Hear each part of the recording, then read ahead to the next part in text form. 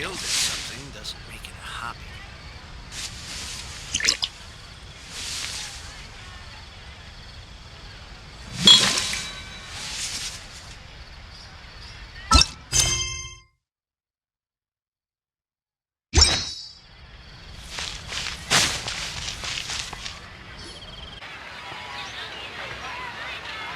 This shop looks popular today. Wonder what the occasion is.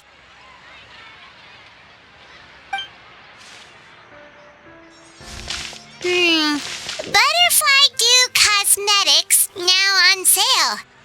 Huh, looks like it. Oh, SigeWinne's here too. Hey there, SigeWinne! Hello there, Traveler and Paimon. I hope you're keeping yourselves fit and healthy. You bet we are. So anyway, what are you doing here, SigeWinne?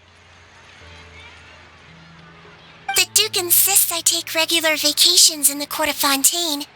This one just so happened to coincide with a promotion for a new skincare product, so I came over to take a look. I like to keep up with the latest industry developments when I can, to help me with my magazine articles. Wait, you write? For a magazine? Which one? It's called Beautés en Fleur, and it's run by the Fontaine Beauty Association.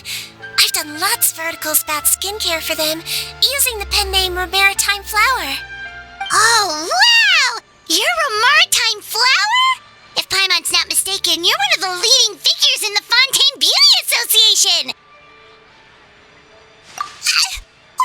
What's so weird about that? Everyone loves beauty! I really like this role. The staff at cosmetic shops are always so polite. And as long as I wear a big smile on my face, I always get the best customer service. Well, they sure don't want to make an enemy of the Maritime Flower. Obviously, it's because of SigeWinne's love for beauty. Still a leader of the Beauty Association? That's incredible. The truth is, I study this field because I cherish my own appearance. It has nothing to do with being beautiful or not. Oh, the words of a master beautician defy comprehension! Oh, wait, you're saying that natural beauty is the highest form of beauty, right? Not really. Actually, Melusine aesthetics are very different from human ones. We don't view humans based on their appearance. If I had to describe our approach, I'd say it's based on cuteness. Oh, really? Yep. Still, I really value my current appearance, and in the process of taking care of it, I've ended up learning quite a lot about skincare and stuff. It turns out, my knowledge and experience is pretty popular with beauty product lovers. It came as a big surprise to me, though. Oh, Paimon gets it now. But speaking of your appearance, how come you look human anyway? Are you, like, only half Melusine?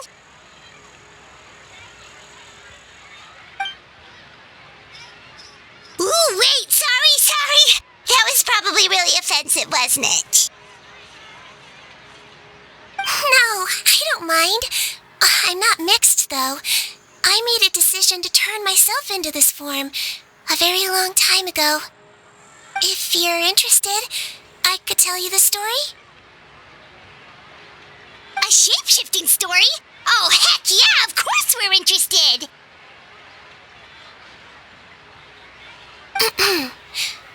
Once upon a time...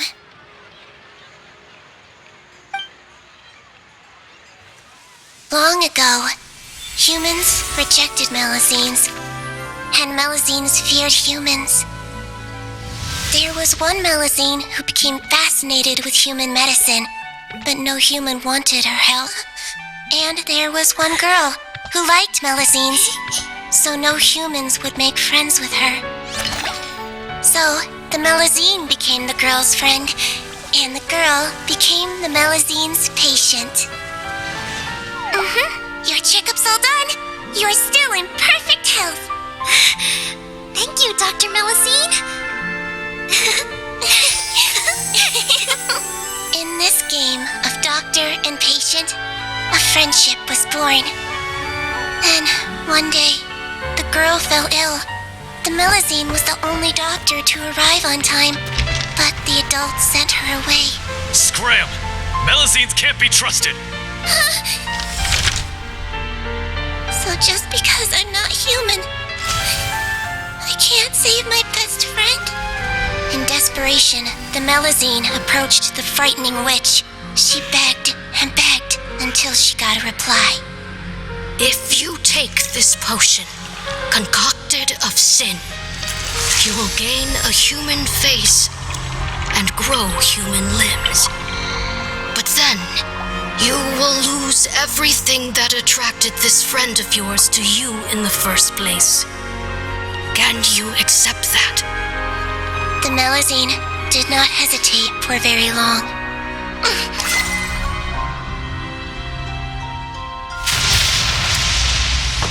On a rainy night, a little doctor knocked on the girl's door.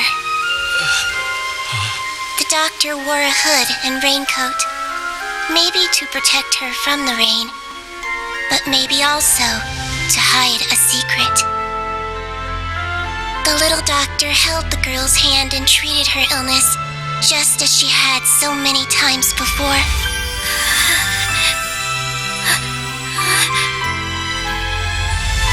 Dawn came, and the little girl's condition improved. But the little doctor was long gone, for she knew her friend would never recognize her again. And so, since then, I've lived my life in human form. Most people who know me just think I was born this way. Ooh. A witch? A potion? Why does this sound like a fairy tale? Trust me, it's a true story. Must be the way you told it then. It just sounds so... Yeah, not every Melusine would take human form to save their human friend. That must have been a huge decision. Treating patients is a doctor's duty. We must always find a way, even when the going gets tough. Ugh. It's so crazy that they turned you away just because you were a Melusine, especially when their daughter was so sick. Well, sometimes appearance can be a real barrier. But that was a long time ago. I like how I look now anyway.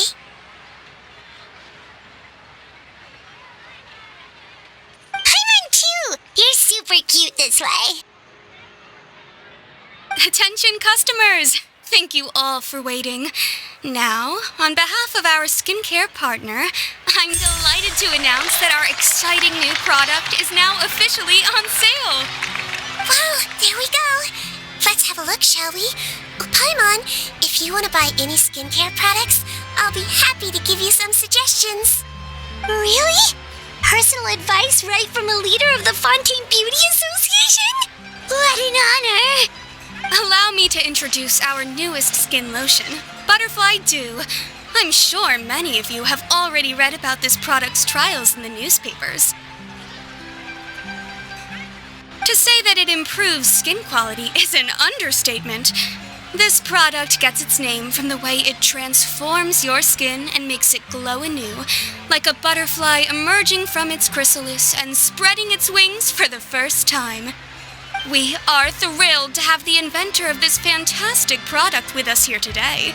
Please welcome Mr. Rawat, a researcher from the Fontaine Research Institute. Now, without further ado, I'll hand over to Mr. Rawat to tell you all about what Butterfly Dew can do for you. Thank you. Hello, everyone. I'm Rawat, and I developed Butterfly Dew. Wow, what a looker. He's a researcher? Wow, he's really challenging the stereotype. It seems that everyone is surprised by my entrance. Or should I say, my appearance. I'm well aware that researchers are generally better known for their brains than their dashing good looks. In that regard, I do believe I break the mold somewhat. Of course, appearance is a skin-deep way of defining a person. And yet one's appearance can be a very real set of shackles, holding a person back in their life. It can rob a young person of their self-confidence when applying for a job, dissuade a young lady from approaching the one she loves. Our actions are at the mercy of our appearance, and we slowly become the very person that the outside world sees us as.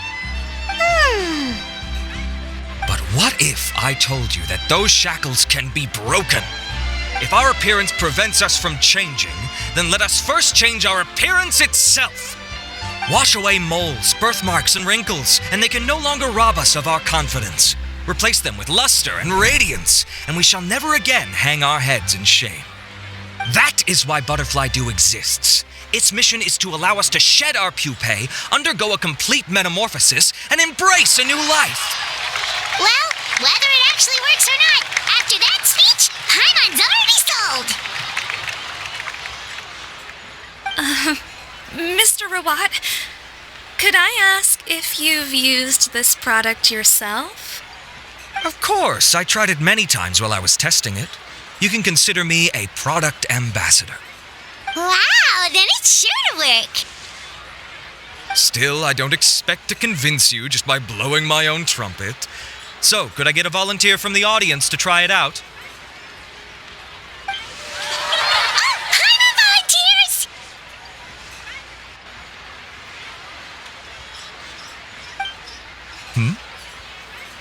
Oh! What an honor! It appears we have a giant of the Fontaine Beauty Association here with us. In that case, Miss SigeWinne, could we seek your most expert opinion on this product? Sure.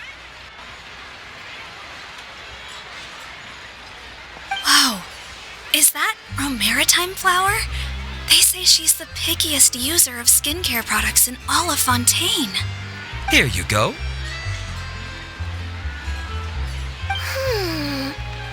Well, it's very kind to the skin, and the absorption rate is high. Even for Fontaine, this is a first-rate product. Wow, now that's high praise. I'll take one. Any discounts? All right. Well, all that remains for me to say is Butterfly Dew is now on sale.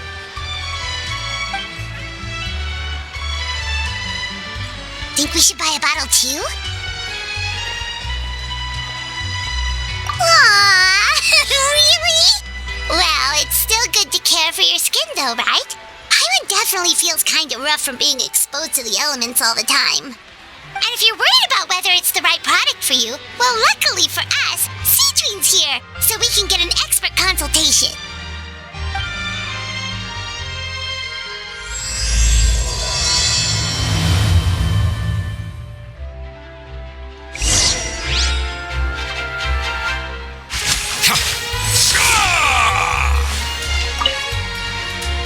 It's an honor to receive such high praise from you. To be honest, I was also hoping you might be able to point out some flaws in the product so I can keep improving it. With most skincare products, the pros and cons only become apparent with long-term use. Yet, this one has instant benefits, improving skin quality without any obvious side effects. It's one of a kind. Don't worry though, I plan to keep using it, and I'll publish regular reviews in Beauté's en Fleur. You can read my thoughts there. All you need to do is subscribe. Oh, I was hoping for a more casual conversation, but you are a beauty association leader after all. I understand if you want to keep this professional. SigeWinne? Excuse us, Miss Beauty Expert. But do you think this product is a good choice for me and him? Wait, are you the renowned traveler? That's right, and by his side, the equally famous Paimon. Well, I don't normally handle customer questions personally, but since it's the traveler asking, allow me to make an exception.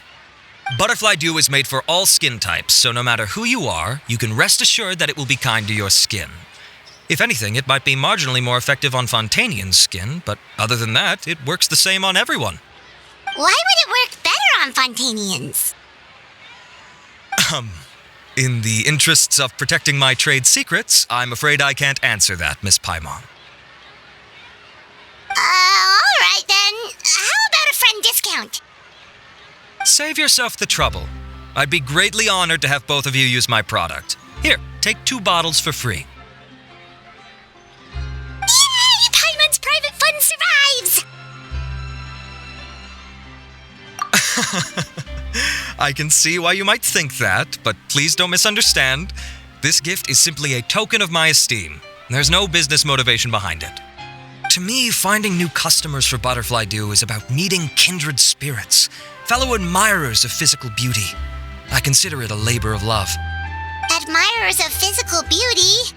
Eesh, that's embarrassing to say out loud. It sounds so shallow. It's nothing to be ashamed of, Miss Paimon. Most people claim to desire inner virtue, but it's still physical appearance that turns their heads. This is a fact of life. It's only natural for people to desire to become beautiful, and that's exactly what inspired me to choose this research direction in the first place. You're right. Everyone loves beauty, don't they? Look at the time. My apologies, but I have other things to attend to. I'll leave you with these 2 bottles of Butterfly Dew, and I look forward to seeing you again. Paimon, I'd say there's no need for you and the Traveler to use this product for now. Why? Is there a problem with it? The quality is fine. I just think there's room for improvement. I think I could add some ingredients to the mix to make it more effective. Really? Then why didn't you tell Rawat about that? Researchers are a very special breed of human. You can point out their flaws to their face and they won't mind very much. But if you tell them that someone else could do a better job, now that'll make them really upset. If I'd mentioned it, he probably wouldn't have given you those 2 bottles for free. Fair enough, that makes sense. If you're interested in the more effective version, I can write up a list of ingredients for you. Just come get me once you've gathered them. When you say more effective, you mean it'll make Paimon even prettier? Ooh, how can we say no? As for me, it's probably time I got back to the Fortress of Maripede. I mustn't leave the infirmary unattended for too long. Alright, see you there then!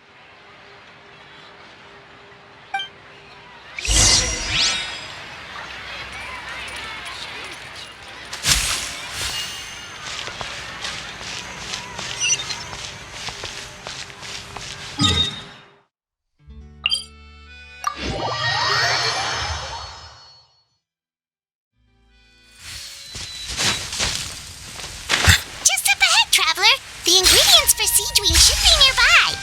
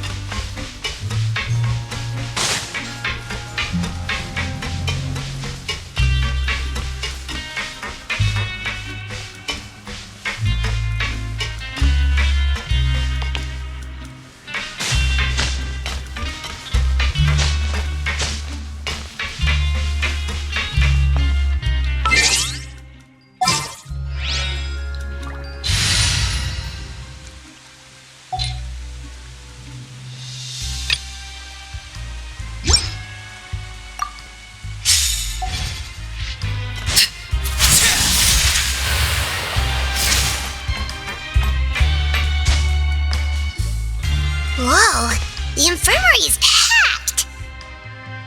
Please, you have to believe me. I saw it with my own eyes last night. Another me. He looked exactly like me. Got it? Okay. I've written down everything you told me. Now, I have a few tests to run.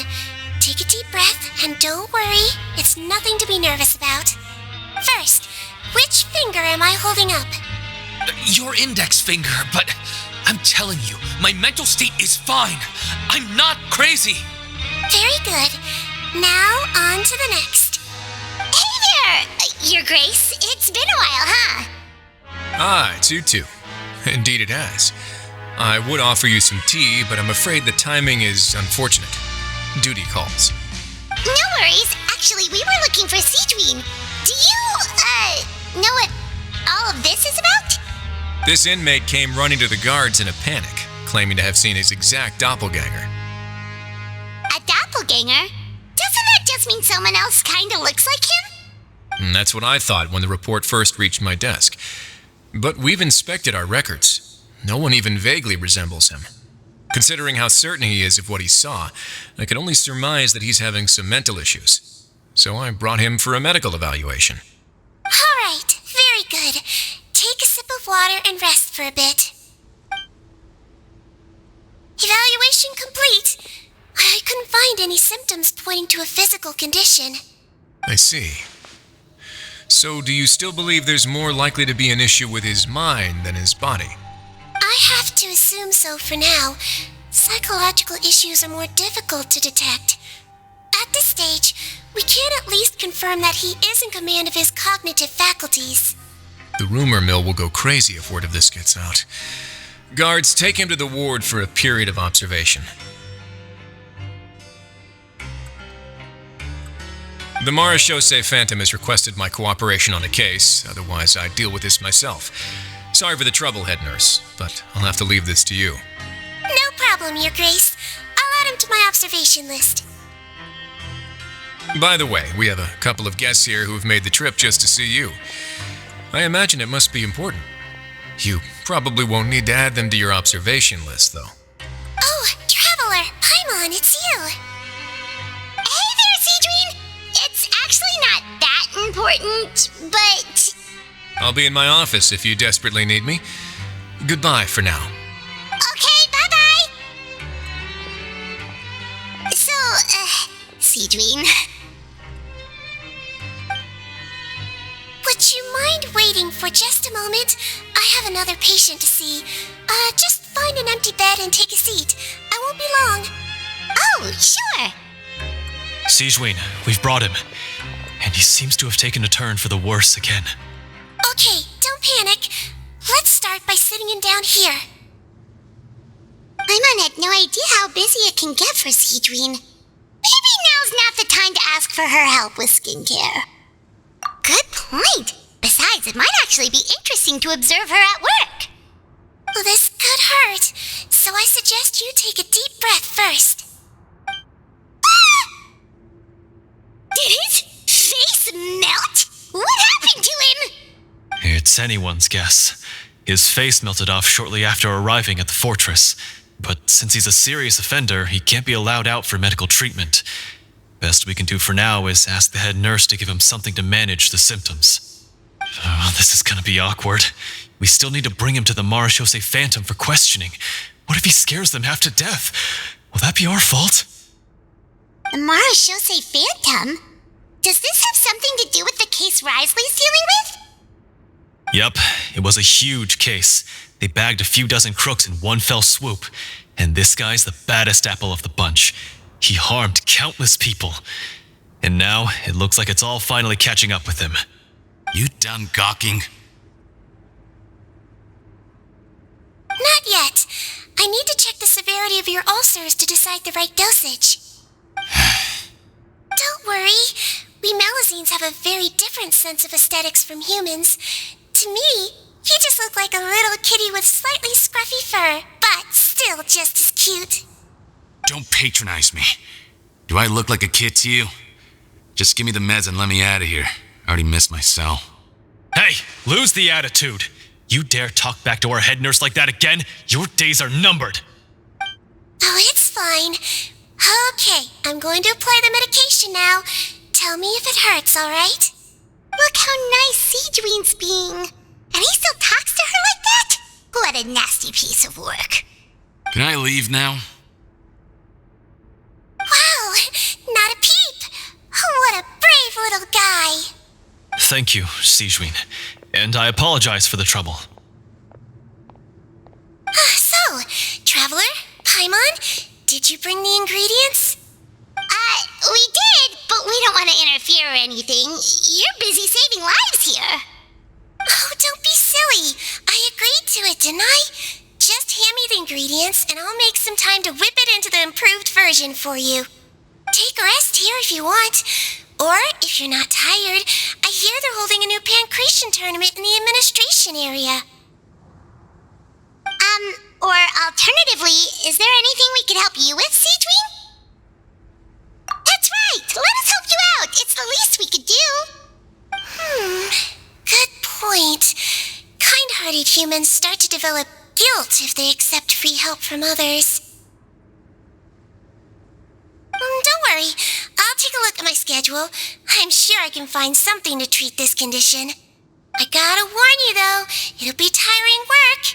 So I suggest you take a break first, then come back and see me when you're ready.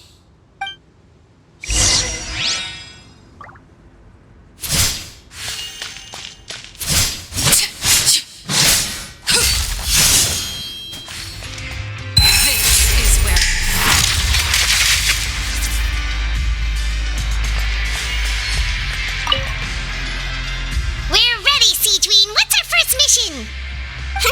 I found the perfect job for the Traveler. First, I'd like you to lie down in this bed.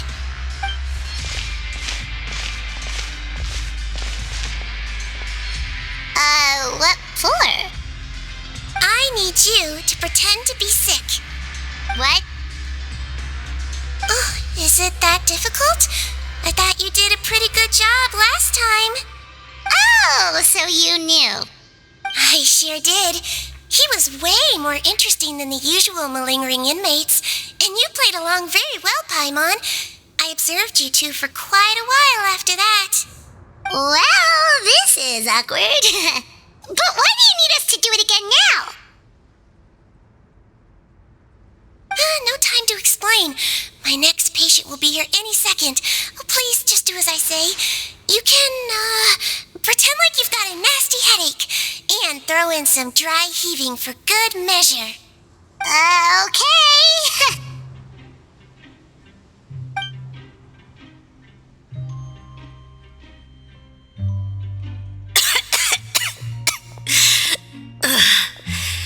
Hey, Doc, it's me. I'm only here because my mom won't stop pestering me about it. So annoying. Well, your mother has enough on her plate with a busy job. Well, the last thing she needs is to worry about you being sick as well. I know. I shouldn't treat the place like a playground. Shouldn't go swimming in the lower levels where we join up with the sea, because it'll give me a cold and distract her from her work. I thought I'd be able to have some fun here at the fortress for a few days, but it's always, don't do this and don't do that. All right, sit yourself down and I'll take your temperature. Your fever still hasn't gone down. Well, here's your medicine. 1 cup for starters, and we'll see if it helps. But Doc, it's so bitter. Do I really have to drink it? I mean, I'll be fine, right? I've got an uncle who caught a cold. His fever went away on its own after a couple days. Can't you just write me a note saying I'm on the mend? I just need something to keep my mom off my case. I sure can. You're a very brave boy after all. Huh? Brave? What makes you say that? Well, if you want to rely on your own immune system to clear up your fever, then you'll have to tough it out like this guy.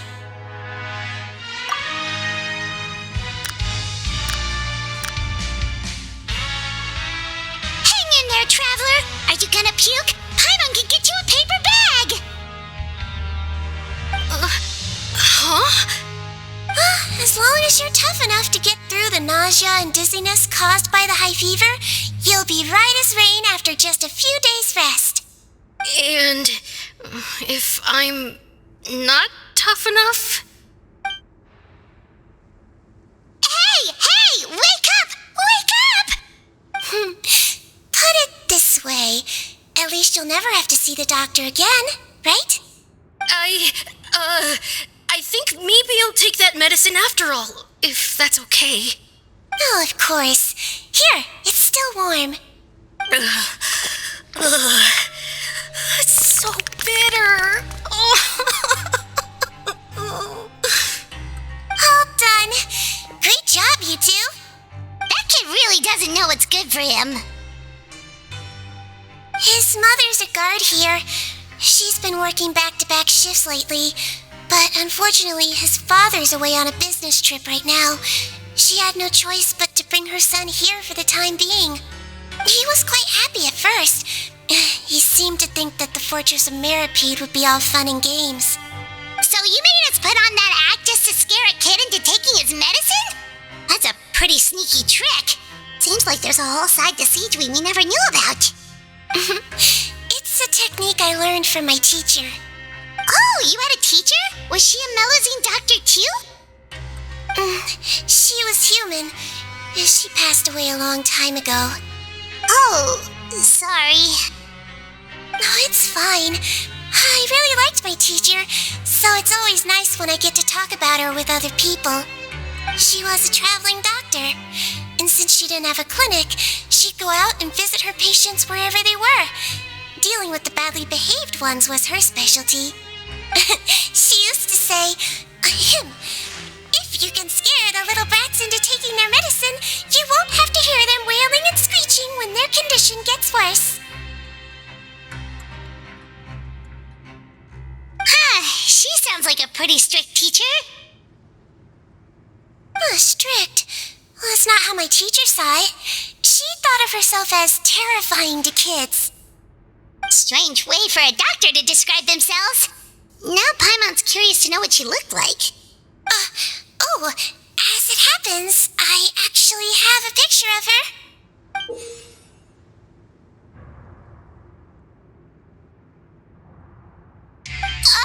Oh, wow, yeah, okay, that'll terrify the kids. Yep. All the children she treated thought she was a witch. Why does it almost sound like you're envious of her? Oh, because I am. If she was here, all the children would take their medicine without any need for tricks. A doctor who looks like a witch. True, they wouldn't dare try anything funny with her around. Oh, me, on the other hand, it's hopeless. Children aren't afraid of me at all. That's actually a good thing, you know? Oh, my next patient should be arriving now. Would you mind lending me a hand again? Sure thing! On to the next mission!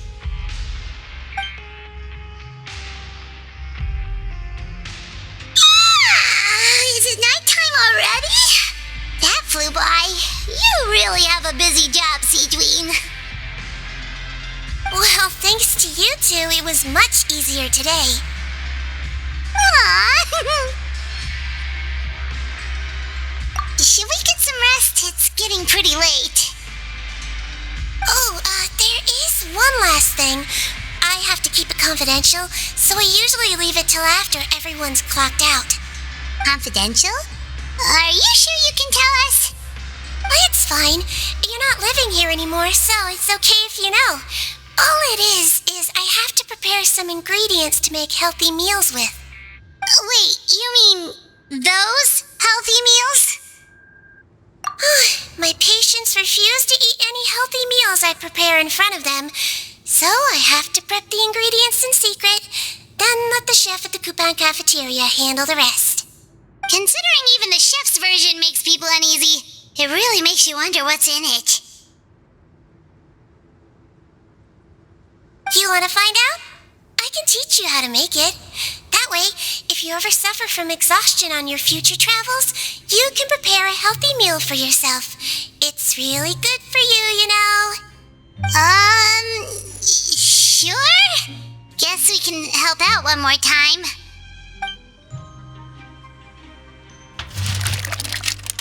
The ingredients are ready. Now, put them on the table and add them in the order I tell you. First, we add this special slime condensate, stir it thoroughly, then pour it in. Oh, see that? It adds elasticity and looks just like tasty jelly, doesn't it? Yeah, it really does. Until you remember it's slime condensate. Next up, xenochromatic crystals. You want to crush them up into a fine powder, like powdered sugar. Wait, are those from Fontimer Aberrants? Are you sure they're edible? Finally, we'll need some high-protein meat. Frogs are an excellent choice. You just need to clean their innards, and then you're left with some lovely tender meat. Oh! Frogs. And we're done. All that's left now is to pack them into lunch boxes and hand them to Walsey. Yesterday in the production zone, I noticed an inmate who's been working for 2 days straight. That means it's a healthy meal for him tomorrow. SigeWinne really does have the inmate's best interests at heart.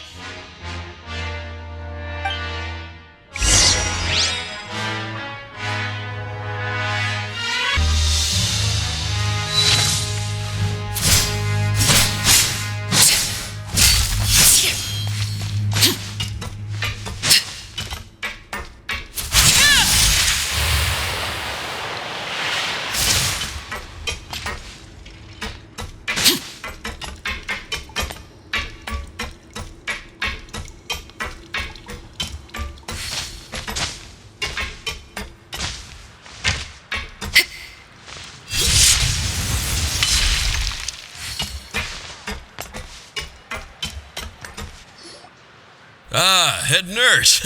Got some extras for me? Just the one today. The serial number's on the lid. Sounds good.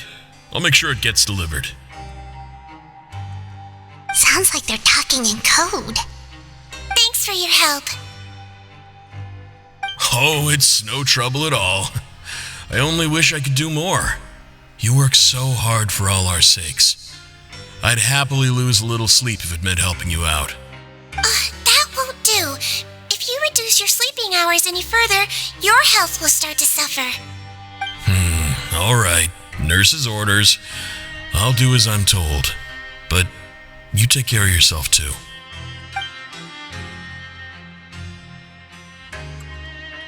Well, I'm done with work for today. Thanks for helping out, you two. Seems like the guards and staff here have a lot of respect for you, SigeWinne. In just one day of helping you with your work, it feels like we've done a lot for the fortress. Head nurse, please, wait. I'm sorry to disturb you this late at night, but I think you'll agree. This is urgent. Okay, just relax and catch your breath. What's the matter? The guard at the observation ward, Odilon, he told me to pass on a message to you. One of the inmates there, the guy suffering from possible hallucinations, well, he seems to have made a sudden recovery, and now he wants to apply for permission to leave the ward. Already? You were right to tell me. I'll have to examine him and make sure he's well before we discharge him. Looks like we've got one job as medical assistants left. We'll come with you.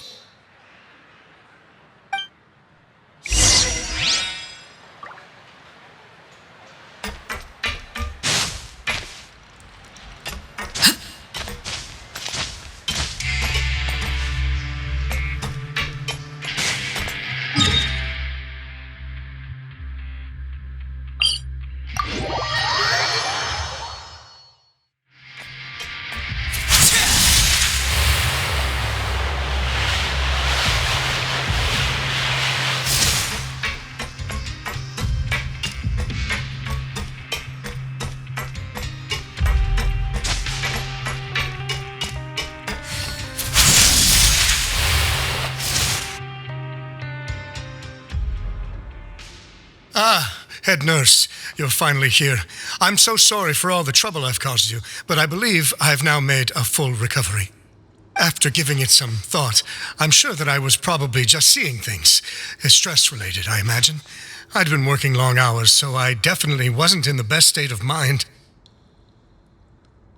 I totally understand.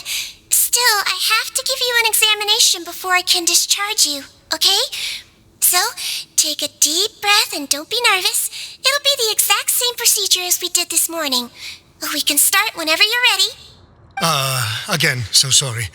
I was in such a state this morning, I barely recall anything. Would you mind taking me through it again? Oh, not at all. It's a lot to remember. First up, we have a little cognitive test. Just concentrate and you'll be fine. To start with, which finger am I holding up? Your pinky.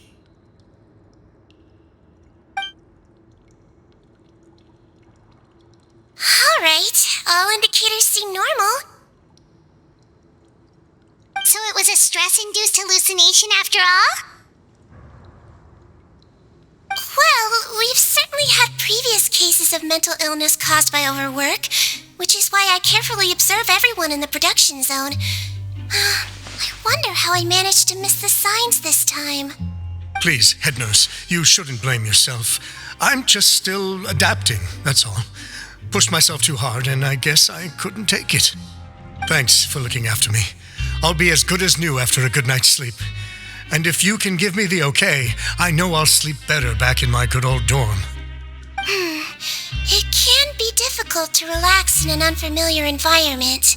All right then, you can leave the ward. I suggest you take 2 days off to focus on your recovery. I'll take you off the observation list for now, so you're officially discharged. Great. I can't thank you enough, head nurse. Mr. Odilon, could you escort him back? Of course. I'm on guard duty in the administrative area tonight, so nothing will go wrong. You have my word.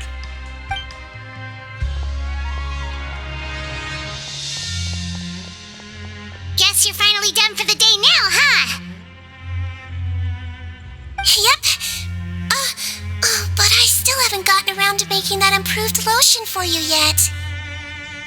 Oh, no rush! Seriously, it's super late now. You should go get some rest too. Well, tomorrow it is then. Good night, Traveler. Good night, Paimon. Hope you sleep well. Oh, don't you worry. We will.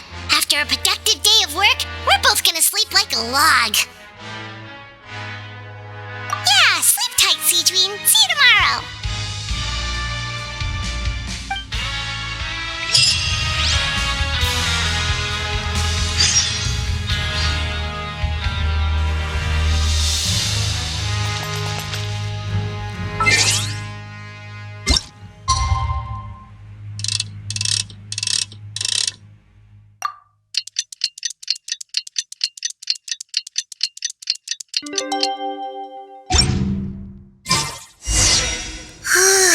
Paimon really did sleep like a log.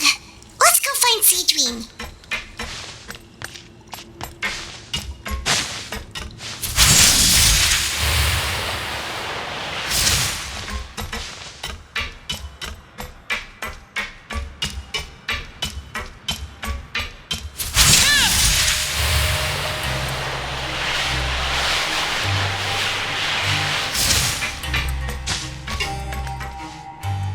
Whoa! How is the infirmary even busier than yesterday? Good morning, Traveler and Paimon. I have a few people here for a checkup, so you might need to wait for a while. No problem. Anything we can do to help? There's a bit of a complicated situation here. I'm still getting to the bottom of it myself. You have to believe me. I'm telling the truth. You're in a medical facility. Keep it down. Please, listen to me. I'm not Gascon. I'm Uwe. You're a horrible liar, you know that?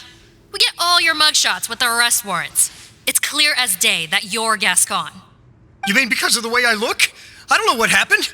I just woke up like this. Then you guys dragged me in here for an interrogation. I brought you here to figure out what's going on. If you truly are the victim of an injustice, yelling isn't going to achieve anything. At most, it'll delay your vindication. All right. I get it. This is nuts. Yesterday's interrogations went fine, and now this. Morning, Your Grace. What's going on? Remember the case I mentioned yesterday? The one brought to me by the Marachose Phantom? Well, we've been questioning the inmates involved this morning. Every single one of them is claiming mistaken identity. Huh. That's even weirder than what that guy was saying yesterday. The thing is, none of them have been able to provide any evidence whatsoever to support their claims. Questioning them further got us nowhere, so for now, we've brought them to the infirmary. And we thought yesterday was as busy as it got for SigeWinne. We've compiled their statements. Have a look. Perhaps there's something we missed.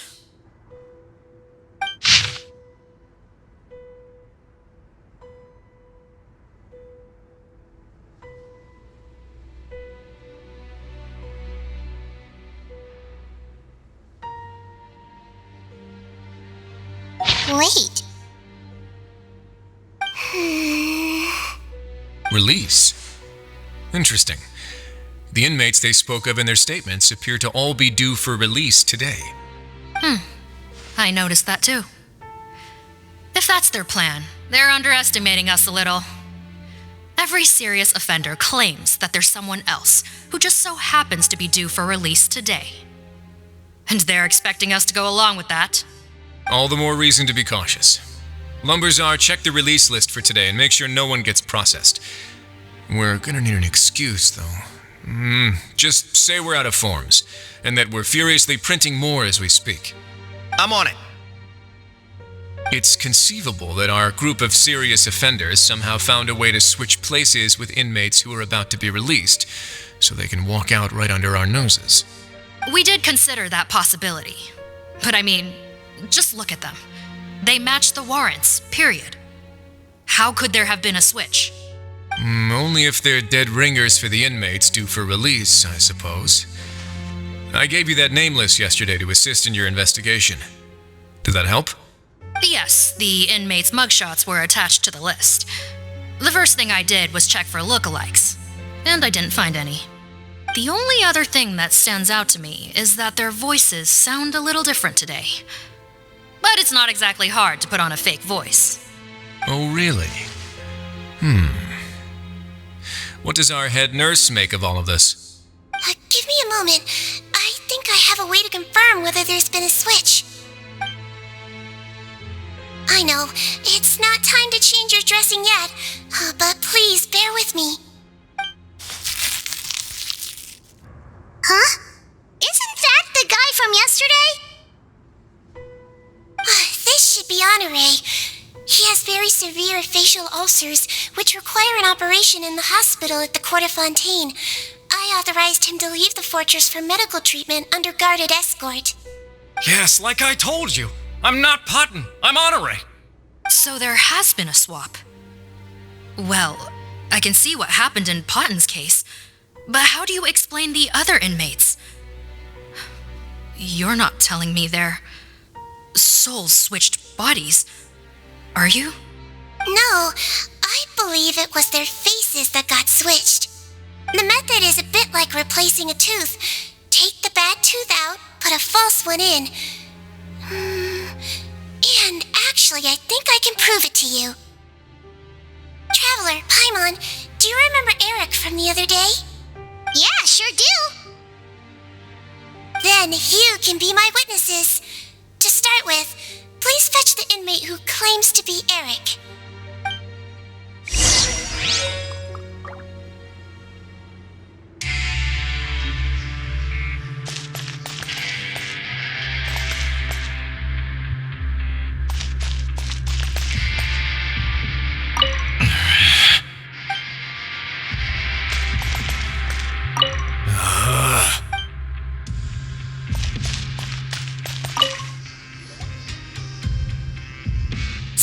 You're Eric?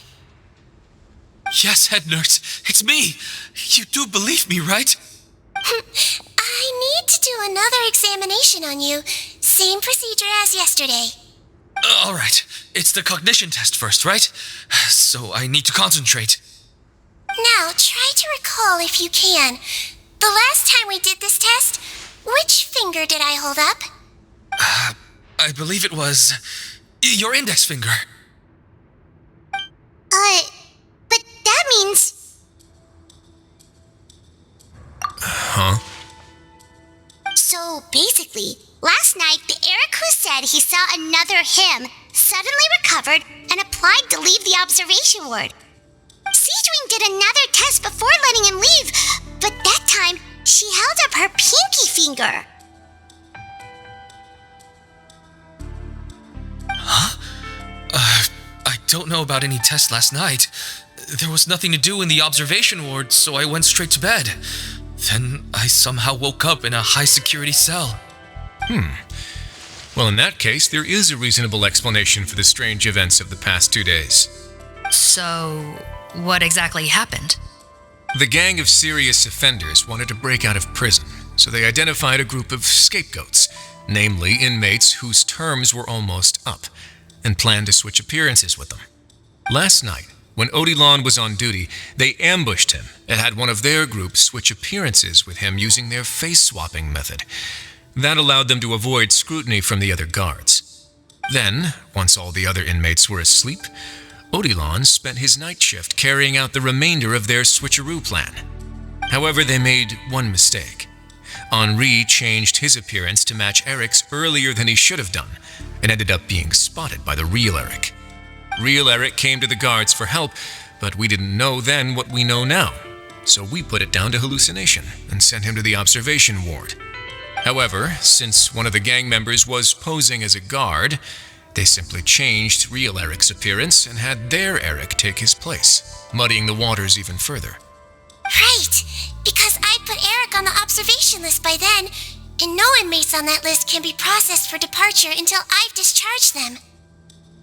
Hence why the imposters had to pull that little stunt to get fake Eric off the list. Yeah, it all makes sense now. The Duke cracked the case. Well, I can't fault the reasoning. But I'm afraid that we ruled out the possibility of face switching very early on in this process. Criminals altering their facial appearance to commit crimes is nothing new.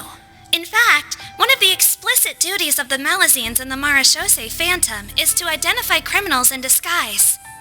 We carefully examined all the suspects, and there is no evidence that any means of disguise were used in this case. Huh. Well then, how do we explain all this? So far, it seems more likely that the gang stole documentation belonging to the inmates due for release, and are using that to commit identity fraud.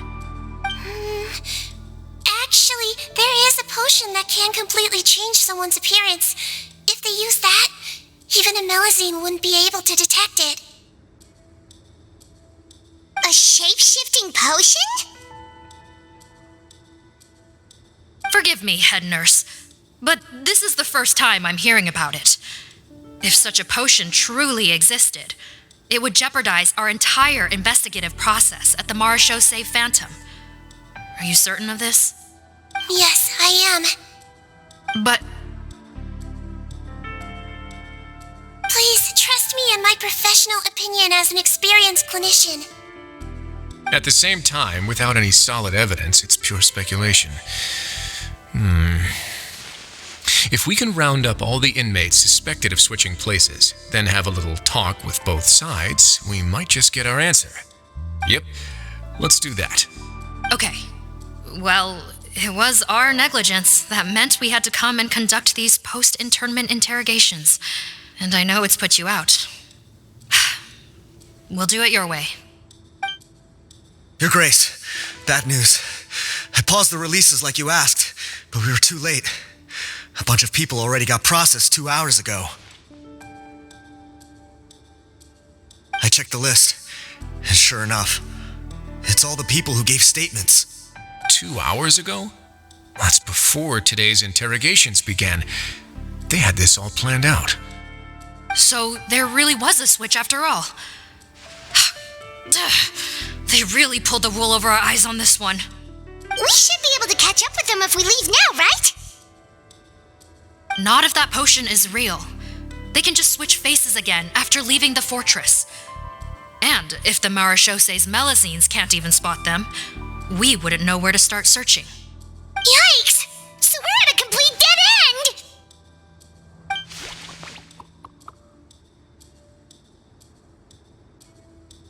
Well, technically there is one more lead we could follow up on. We were only able to arrest this gang thanks to the help of a researcher from the Fontaine Research Institute. I believe his name is Rawat. Oh? Rawat? Isn't that the handsome guy we met at that skincare promotion? Handsome? Maybe from a human point of view. I just remember that he specialized in potions. One of the crimes this gang is charged with is the manufacture and sale of illicit drugs. According to Mr. Rawat, they appear to have stolen technology he developed through his research and used it in their operation. At first, he thought it was a typical case of intellectual property infringement, and he tried to negotiate with them. But once he discovered their criminal operation, he reported them to the authorities. Thanks to his report, we were able to swoop in and arrest them all in one go. What a hero! Bet that took courage on his part. No doubt. This is worth following up on. As the one who snitched on them, it's highly likely that Rawat will be targeted by the escapees. That aside, since he's negotiated with them in person before, there's a chance he'll have some additional information for us. Understood, Your Grace. My team and I will head to the Fontaine Research Institute right away. In the meantime, please keep an eye on the face switch victims for us. Of course. Miss Morgan, I'd like to come along and help you catch these criminals. Huh? Why's that? Well, I'm the one who discharged the fake Eric last night, so I feel partly responsible. Don't say that, head nurse. Your focus was on the inmate's health, and rightly so. We can't ask you to help with arresting criminals. That's our duty. I also have a more personal reason. Cotton is a patient of mine, and if I don't get a new batch of medicine to him in time, his condition will get much worse. Look, head nurse, I completely understand where you're coming from. But arresting criminals is dangerous business. And if anything happened to you, none of us can afford to take on that responsibility. Don't worry, I can defend myself just fine. You say that, but still. If I may, Miss Morgan, SigeWinne is the one who raised the potion hypothesis, and I'm sure she has far more expertise on the topic than your team. My suggestion would be to bring her with you. And if you really are worried for her safety, then...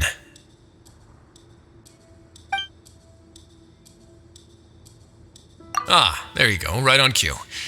Knew I could count on you.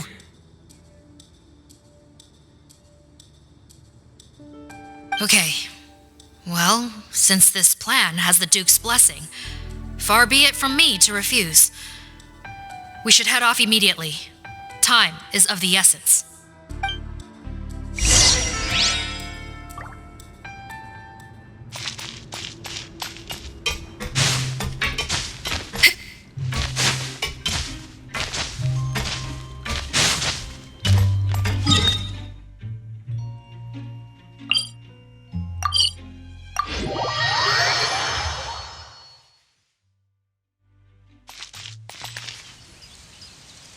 Greetings. Sorry to impose, but I'm afraid we're here on urgent business, and we're gonna need you to cooperate. The Maréchaussee Phantom. Let me guess, you're investigating some more legal research? Not this time, no. We're looking for a researcher. Do you know where we might find Mr. Rawat? Rawat. Oh yeah, Mr. Handsome, right? He actually doesn't work on site here very often. There's a handful of researchers in the nearby area who know him pretty well, though. You can see what they know. Just a handful? Paimon figured he'd be the most popular guy around. Well, I guess you could say he's popular, at least on a superficial level. He's blessed with good looks, so he tends to make a good first impression on people. But in all his time here at the Fontaine Research Institute, I don't think he's ever had a single deep conversation about his research with his peers. That's no way to make real friends around here.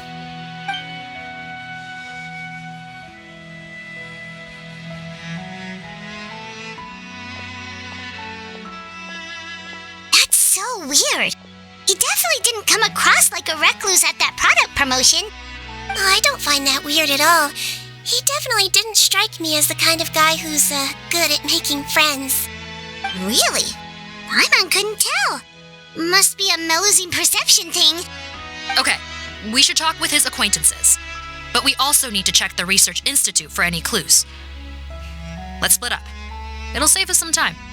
Sure thing. We'll go ask around among the other researchers with SigeWinne. Paimon's suddenly kinda curious to know what everyone really thinks of him.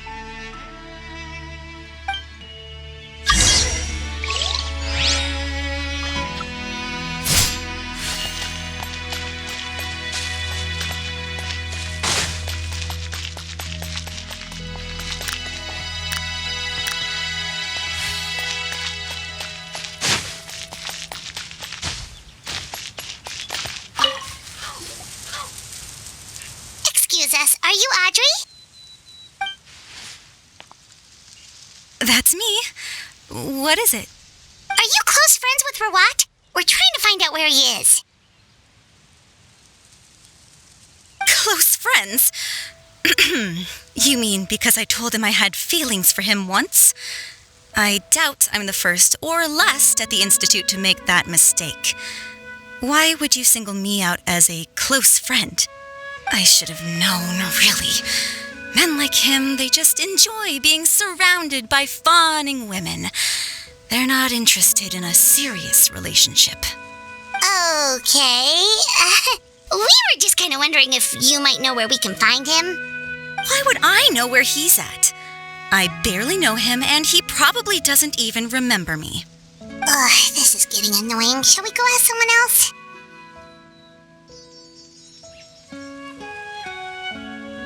I think she knows Rawat better than she cares to admit. If we leave now, it might be a wasted opportunity. Maybe, but we're not going to get much out of her while she's in this state, are we? She's displaying symptoms common among people in love, if that's what you mean. But I know a cure. It's curable? Oh, we're still no closer to finding Mr. Rawat. Oh, by this point, he could be in grave danger. Danger? Wait, why are you looking for him again? Oh, that's right, yeah! The Marshosei Phantom said that he's been targeted by some pretty bad people. We need to make sure he's safe. What? How has this happened? He seemed fine when I last saw him, and that was only a couple of days ago. Just happened to run into him, of course. Oh, I see. Well, do you have any thoughts on where he might be right now? Okay, but this is purely out of concern for his safety. If he's not at the Institute, he might be at his mother's place. I heard she raised him alone, that they had it pretty tough financially, and these days she's housebound due to illness. He makes regular trips back home to check on her. Oh, okay. Do you know the address? Nope, sorry. I only found out the thing about his mother because it came up in conversation once. I was just trying to find out more about him, so I could get to know him better. When I told him I had a crush on him, I offered to help him take care of his mother. And yeah, maybe that was a stupid idea, but did he really have to yell at me for it? It's like, fine, I can take no for an answer, but what's with the temper tantrum? Unbelievable. These guys only want to show you their charming, well-groomed exterior. They can't stand it when a few home truths shine through. Looks like her love syndrome is flaring up again. We need to find out Mr. Rawat's mother's address. Let's check with the Marshosei officers when we regroup. Cool, sounds like a plan.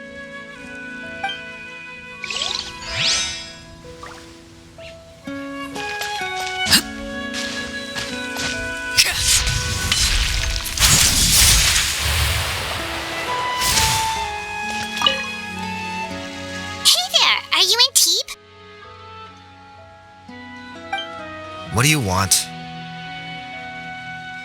We're here to ask about Rawat. Any idea where he might be?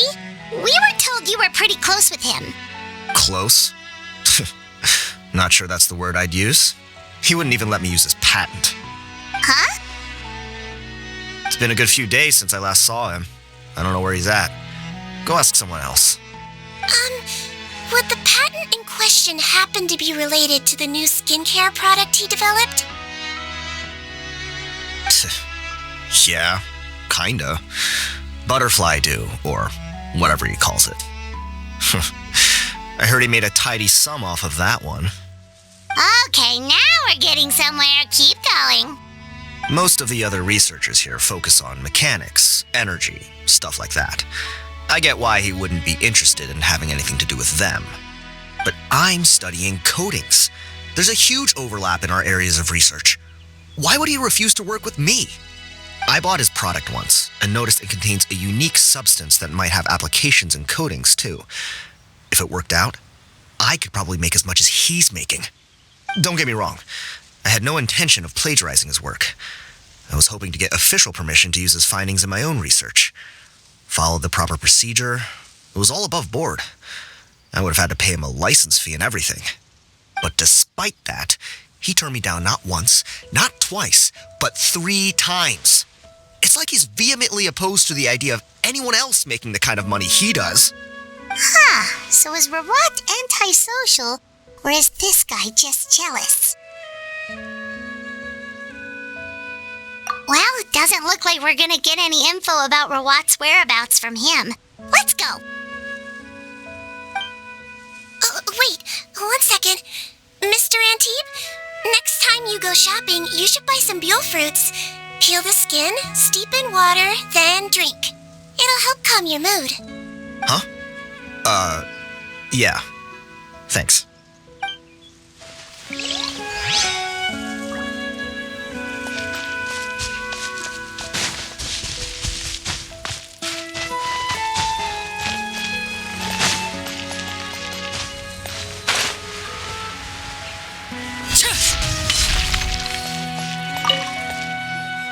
Sorry to bother you, sir, but are you Bertram?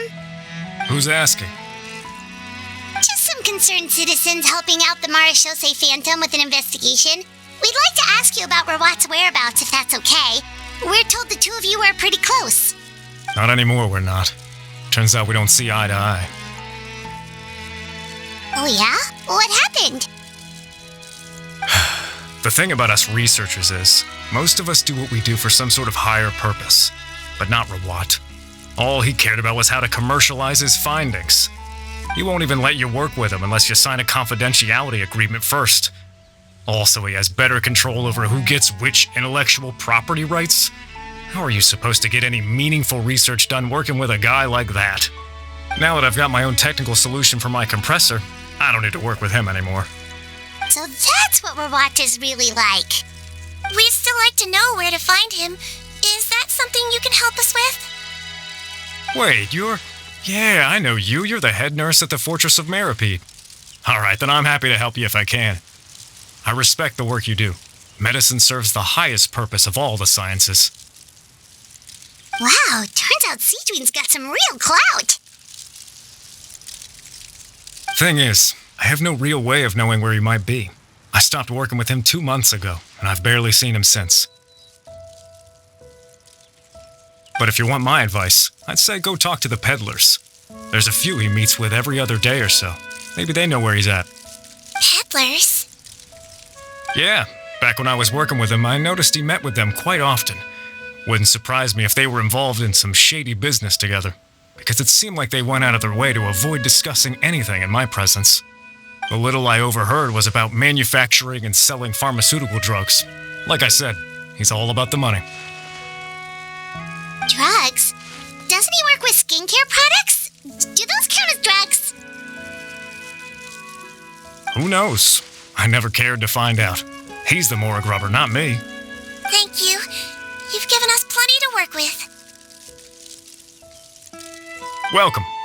Goodbye, and may we both reach new heights in our scientific endeavors. Well, that's all 3 researchers. Let's head back to the meetup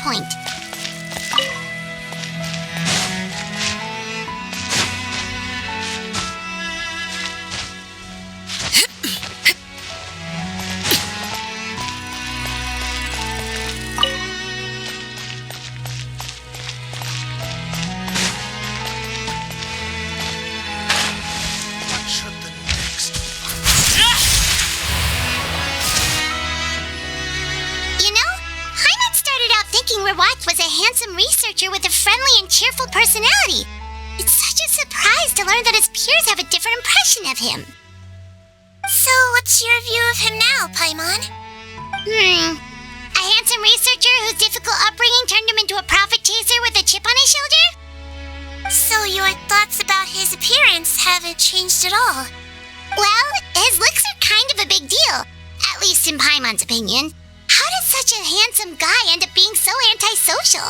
Even with his difficult family background, it just doesn't make any sense. You can't judge a person solely based on their appearance. Head nurse. Traveler. I assume you've spoken with the researchers. What did you find out? Bertram mentioned Rawat's involvement with some pharmaceutical merchants. Do you know if he's registered any pharmaceutical brands? Since he was a whistleblower on such a huge case, I ran a background check on him. I don't remember there being any brands under his name. How strange. If he was so focused on commercializing his research and averse to sharing his technology with others, why wouldn't he have registered his own brands? Maybe he and his business partners needed to avoid public scrutiny? You think he may have colluded with the gang? Well, the crime was manufacture and sale of drugs, and that would certainly be in his wheelhouse. We can't rule it out. Isn't that pretty unlikely, though? He was the one who blew the whistle on them! Most children who come to me with tooth decay have suffered pain for a long time already, but they'll still try to hide the fact that they eat too many sweets. Grown-ups and children aren't so different in that regard. If you say so. I saw him when he came to make his report, and I certainly didn't get the feeling that he was the type to collude with criminals. Perhaps it's more likely that they were coercing him. You mentioned that he comes from a poor family. So, it's possible that the criminals approached him asking for academic support, luring him in with the promise of riches. By the time he discovered who they really were, he was in too deep. They had leverage on him, so he was forced to keep working for them. I've seen it happen many times before. That does make a lot of sense. It would definitely explain why he was so unwilling to cooperate with his fellow researchers. No wonder he's so unsociable. He must be on edge all the time with a gang of crooks breathing down his neck. In that case, the situation could be worse than we thought. If Rawat was working with the escaped inmates, they're sure to know more about his whereabouts than us. Oh, there's a good chance they'll get to him before we do. Based on the information we've gathered so far, he was last seen 2 days ago. If no one's seen him since, maybe we're too late. 2 days ago? So he went missing right after that product promotion. That was the same day he reported the criminals, too. Not a good sign. Don't worry, everyone. I believe we still have a chance. Since he disappeared right after blowing the whistle, it's likely that he's gone into hiding. Yeah, he must have been worried that they'd come for him. All the more reason to find him as soon as possible. The only lead we have at the moment is his mother's house, which you mentioned earlier. Seath, think you can find the place? Yep. When you register a brand, the Court of Fontaine requires you to provide a legal address. The one Rawat wrote down was in the outskirts of the city. That should be the place. Okay, then there's no time to lose. Let's move.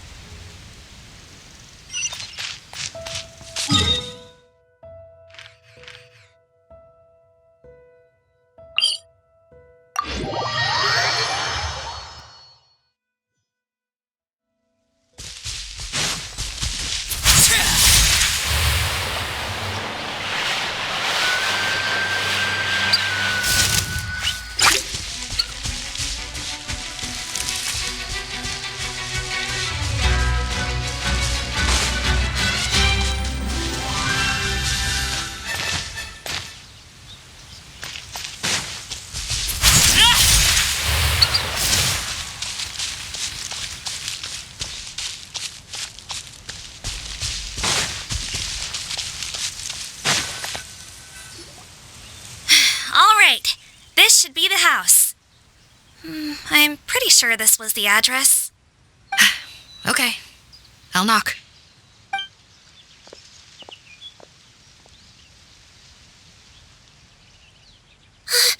Sounds like whoever's inside has restricted mobility. Oh, it seems serious. Oh, what's the fastest way to get this door open? Break the door down? No, I'll handle it. Let the expert deal with it. There'll be a mountain of paperwork if we damage a citizen's property.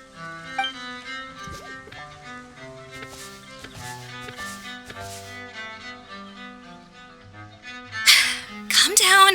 Deep breaths. Remember your training. Control your strength. And... it's open. Seath, take a few people and lie in wait. Keep your eyes peeled for any activity around the house. The Traveler, head nurse, and I will go inside.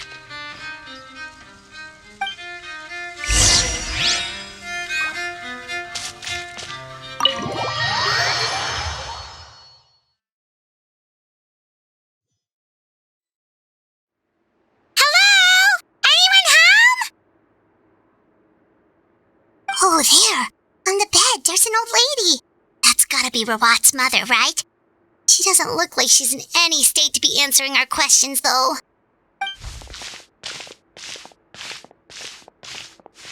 We could try, but she is very ill. We mustn't force it. Well, doesn't look like Rawat's here. She's the only one we can talk to. Yep. Allow me. Hello, ma'am. Might I ask if you're Rawat's mother? We are trying to locate him.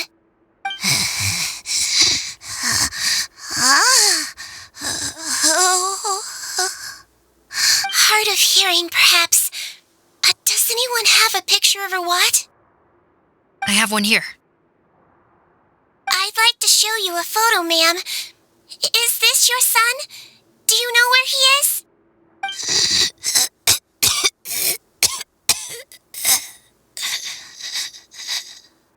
Looks like this isn't gonna work after all. Well, looks like we're out of leads. If Rawat's not here, things are looking very bad for him. Is it possible he could have avoided returning here because he knew he'd be in danger? Maybe. But if so, where do we look next? Maybe we should take another look at the Institute. Yes, so. I suggest we all return there now. We found a good amount of useful information the first time, but perhaps there's something we missed. This is our last hope. Sorry, officer, but could I stay here for a while? This patient requires some care. Of course. Traveler, stay with the head nurse. You're technically here as her assistant after all. Also, I'd like some Marechaussee members to stay as well and keep an eye on the area. Why's that? If Rawat knows how serious his mother's condition is, he will return. Got it. Okay, I'll tell the squad members in hiding to stay put and keep a lookout.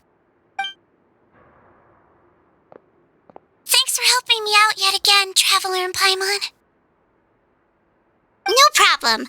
But when you say her condition is serious, do you mean... Yes, she's barely clinging on to life. Oh.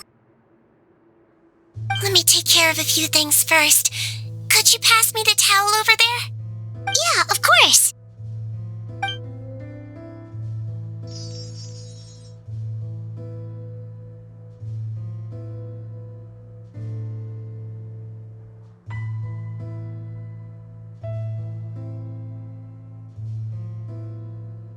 I can tell that her family has tried a lot of different treatment methods, including some very expensive medicines. Unfortunately, her condition is so multifaceted that a recovery looks all but impossible. SigeWinne, my mom bets being a nurse must be pretty tough at times like this. Yes, it makes me a little sad. In Melizine's eyes, A human's birth, aging, sickness, and death are as much a part of natural law as sunrise and sunset. But human medicine can defy that law to some extent. In that sense, it is a science of miracles. That is why I became fascinated with it in the first place. But it was only after I truly became a doctor that I realized miracles don't always happen. Even the greatest doctors cannot cure all diseases. SigeWinne. Well, don't worry about me, Paimon. A doctor's duty is not to cure all diseases, but to treat whatever ailments they can. At the very least, I can lower her fever. That way she'll suffer less, and she might even be able to see her son. Yeah. All the more reason to find Rawat as soon as possible, even if we don't catch those crooks.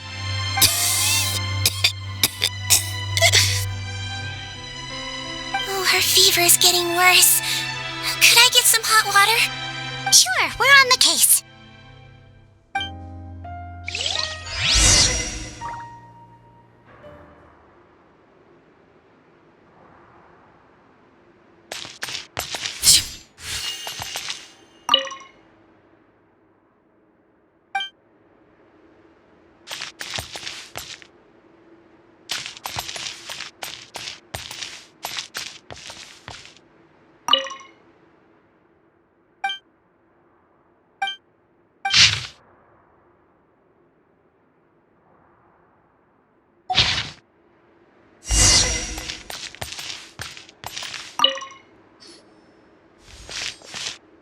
Found the hot water?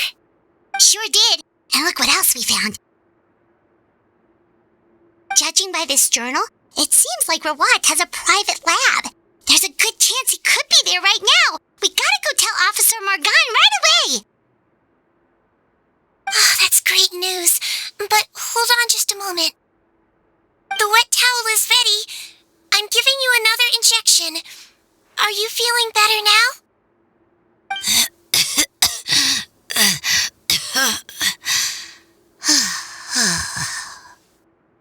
It's all right. We'll go bring him back. Please hang in there.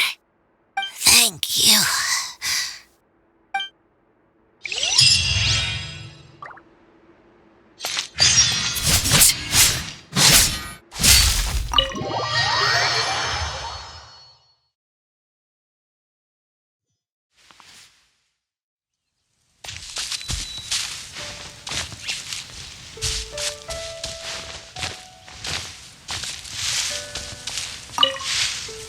No! Don't look this way!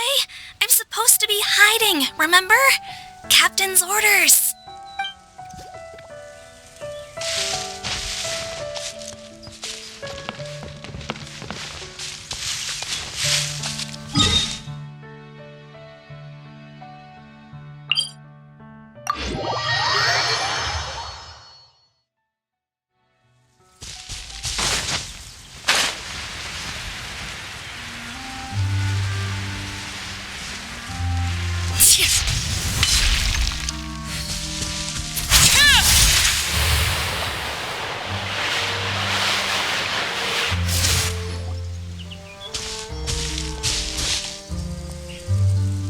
It's Officer Morgan! They're already here!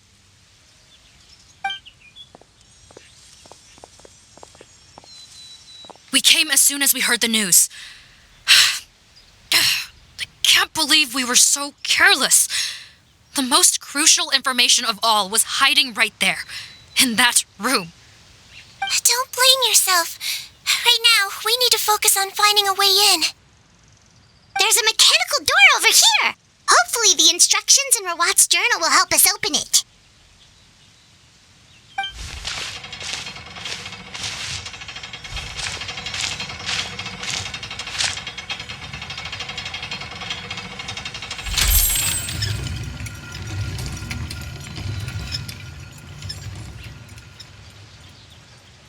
It's open. Let's go in.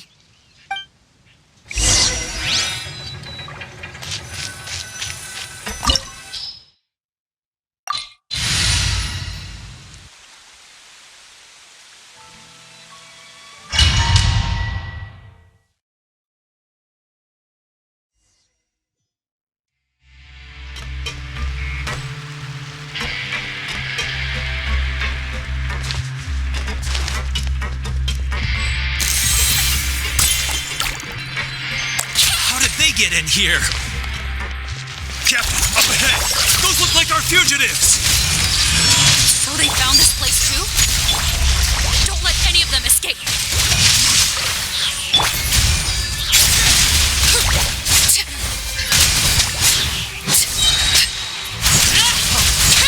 Everlasting as the moon! The wrong test subject. Yeah, providing notified. Should replace my hammer.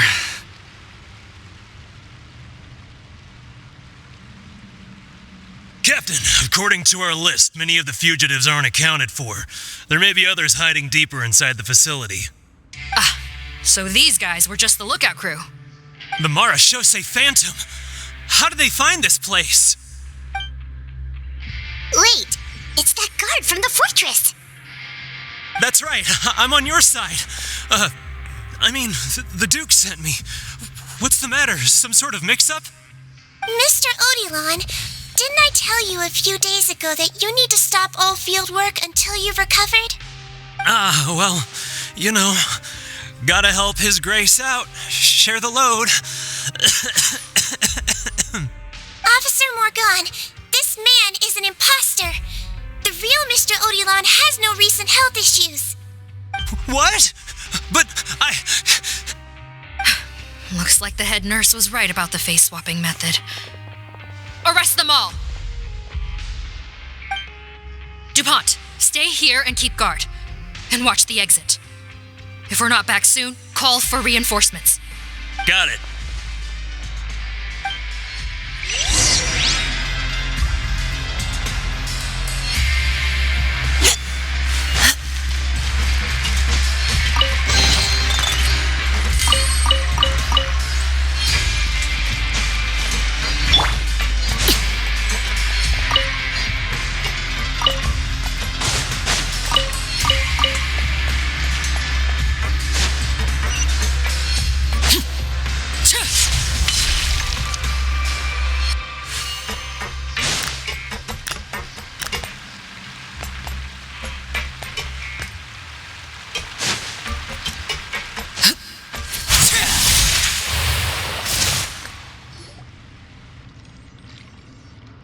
So many jars. Was this some sort of production facility? This scent, it's probably the ingredients used to make butterfly dew.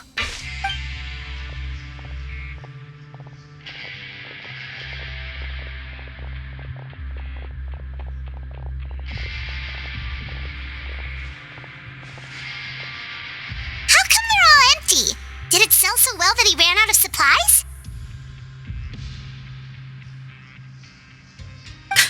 How strange. Why would Rawat choose to manufacture a popular product like that in such a difficult-to-reach location?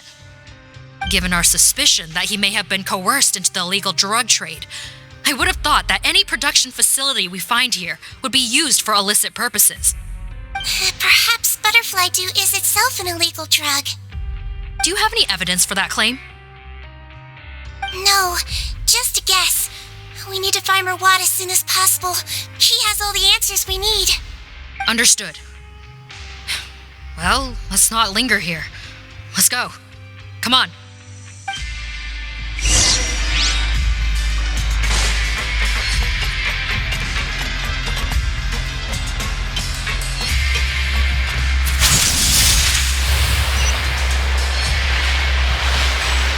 Doesn't look like we're gonna get this door open. Let's find another way around.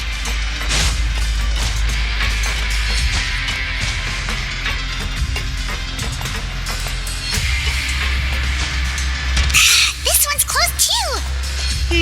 What's with those carts and tracks? Oh, maybe it's one of those doors that opens when it senses cargo passing through. There's a loaded cart right over there. Let's bring it to the door and give it a try.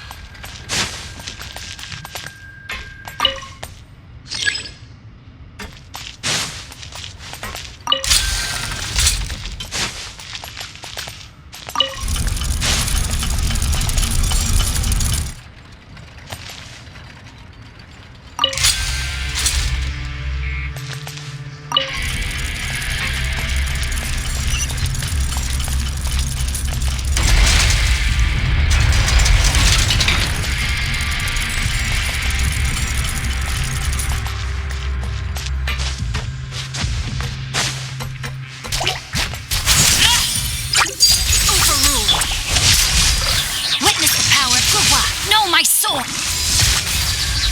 To ashes! Final warning. Let's see. Don't be nervous. Just relax. Let me weave you a verse.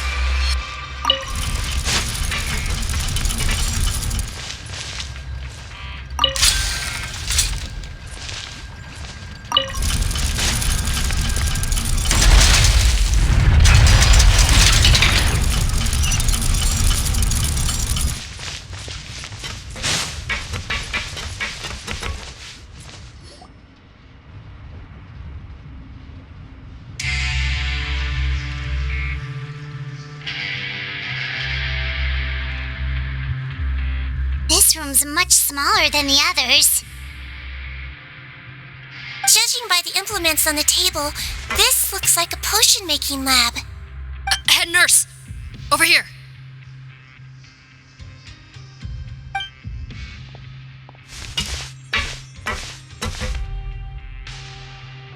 Let's see.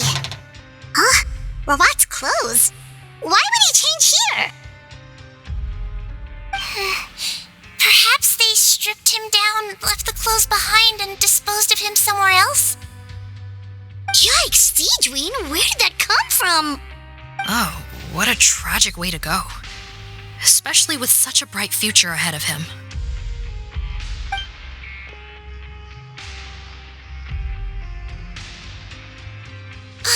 There's a path leading further on, Officer Morgan. Let's keep up the pace.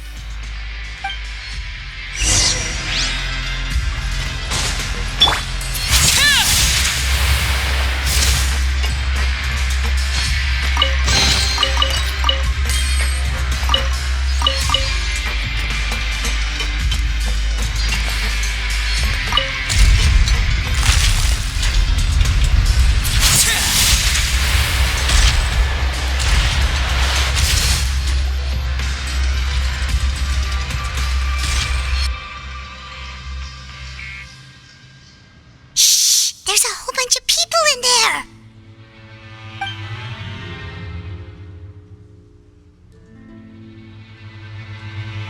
Are you serious? You're telling us that within a day, our faces are going to rot like yours? Fontanian physiology changed dramatically after that great flood, and it's not as compatible with this face-changing solution as before.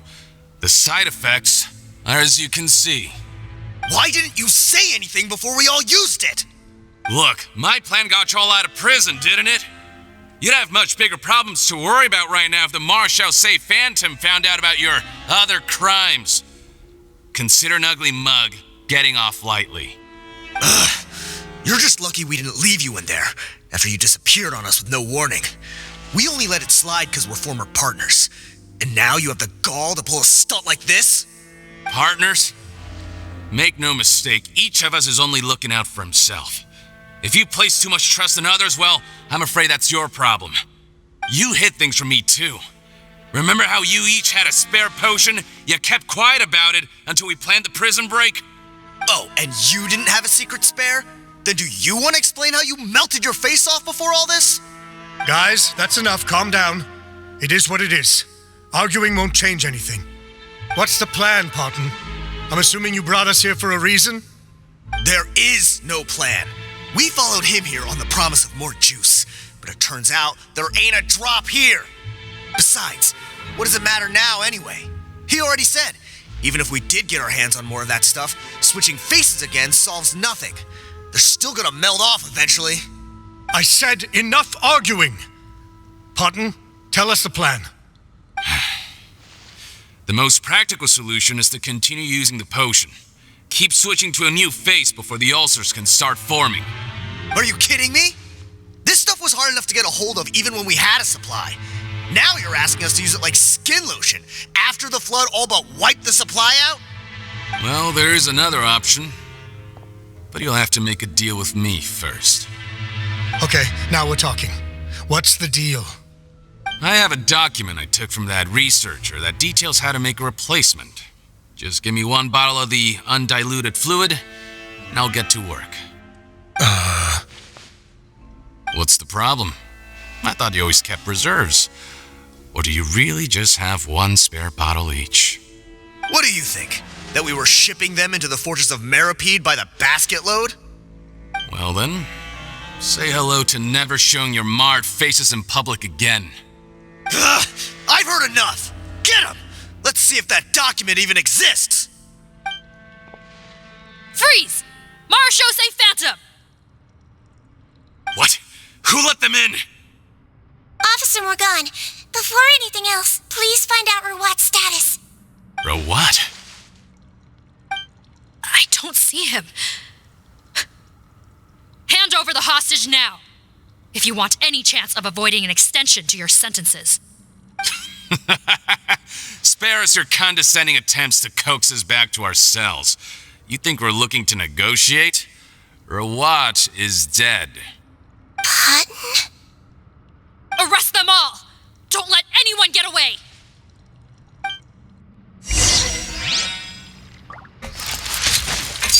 Laid bare. Witness my rise. Transfixed.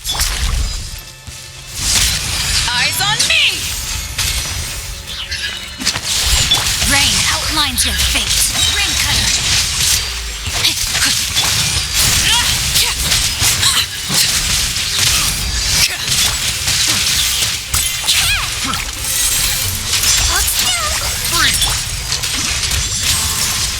Everlasting as the moon. Laid bare. Power that ended heights. Let me weave you a verse. Dividing cover fire. He might feel a little prickly. Picked the wrong test subject. This is where you fall. Transfixed. Huh. Gotta say, I never expected to see the head nurse in combat. Some patients respond better to a more aggressive treatment plan. Did we get everyone? Captain, we finished the head count. Potton's missing.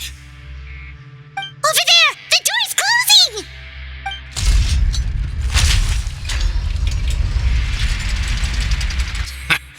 One group trying to arrest me, another trying to hunt me down. Good. I gotta kill two birds with one stone. How did he get up there? There must be a secret passage somewhere. Find it! Don't waste your energy. I already sealed it off. How naive. We have more people outside. If we're not back out by the agreed time, they'll come to our rescue. Well then, you'd better hope they get here in time.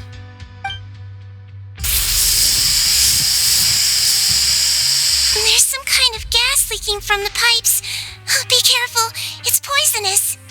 This is our distribution center, where we store the product derived from our source solution.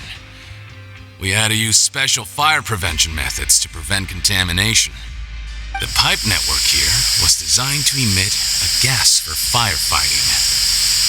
One little modification later, and it makes an efficient death trap. Why would you do this? Your partners are here too. Oh, please. If they can't supply what I need, they're of no further use to me. Besides, I can't have them exposing my potential whereabouts. He's a maniac! Come on, we gotta find a way to open that door! Go ahead, struggle in vain. Once the last of you croaks, no one will ever find me again. So long! Are you sure you're ready to leave, Potton? You haven't changed your dressing today. You can't cure my face. Just give up. And what if I could? Nice try. You're just trying to stall me. Don't you worry about me. I'll find a way to cure my face once I get out of here. Oh, I doubt it. After all, Fontanians can no longer dissolve in primordial seawater. What the? How did you... The key component of the face-changing potion is the fluid left behind by dissolved Fontanians. It might look like ordinary water, but it has some unique elements in it. Before the flood, all Fontanians were oceanids, physiologically speaking. A potion made from that fluid could dissolve and reconstruct the face of a Fontanian in much the same way as hydroidolins change form. Theoretically, it could give someone any appearance they wished. But since the flood, Fontanians have become true humans. They can no longer provide the source material for this potion, nor reap its benefits. Are you saying this potion is made from Fontanians dissolved with primordial seawater? Then their crimes are far worse than I thought. How could you know all of this? No, wait. Of course! Well. So that's why you have a human appearance. It also means that I have a formula you're unaware of. The air's getting thicker. It's getting hard to breathe.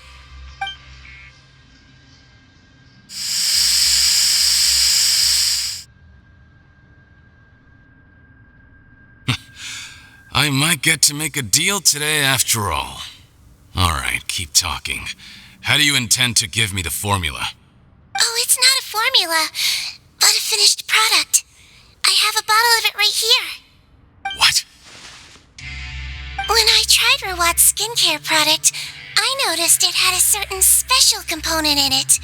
So I had my friends gather some other ingredients for me, and sure enough, a little experimenting later, I'd produced the potion. I'm guessing his skincare lotion contains the fruits of your joint research? Huh. Impressive guesswork. Yeah, we were his supplier for some of the raw ingredients.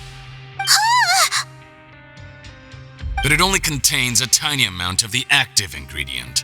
The effect is minuscule compared to the undiluted fluid. Well, I found a way to reverse the dilution process, giving the skincare lotion a similar effect to the fluid it is derived from. That's impossible. If I tell you some of the ingredients, I think you can figure it out. First, you need to combine tainted hydrophantasm tissue with transoceanic pearls at a ratio of around 3 to 7. Tainted hydrophantasms and transoceanic pearls. I see. Can't believe I never thought of that. So, can we make a deal? Sounds good to me. There's a delivery pipeline beneath this window. Drop the potion in, and I'll release you all. Nope, not trusting you that easily. You're like those naughty kids who try to hide their illness. Open the sluice gate first, then I'll hand you the potion. Even if you're not bluffing, your potion won't cure my face permanently. You really think you have any leverage here? I'm not closing the valve this time. Clock's ticking. Fine. Then I'll just stand here with the potion in my hand. And when I faint from the poison, I'll drop it and it'll be destroyed. No.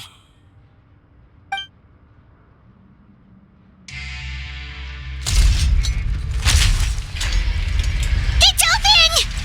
Disable that sluice gate! Jam it! Don't let it close again! That's more like it. In that case, a promise is a promise. Head nurse, there's too much poison gas in here. We have to leave, now!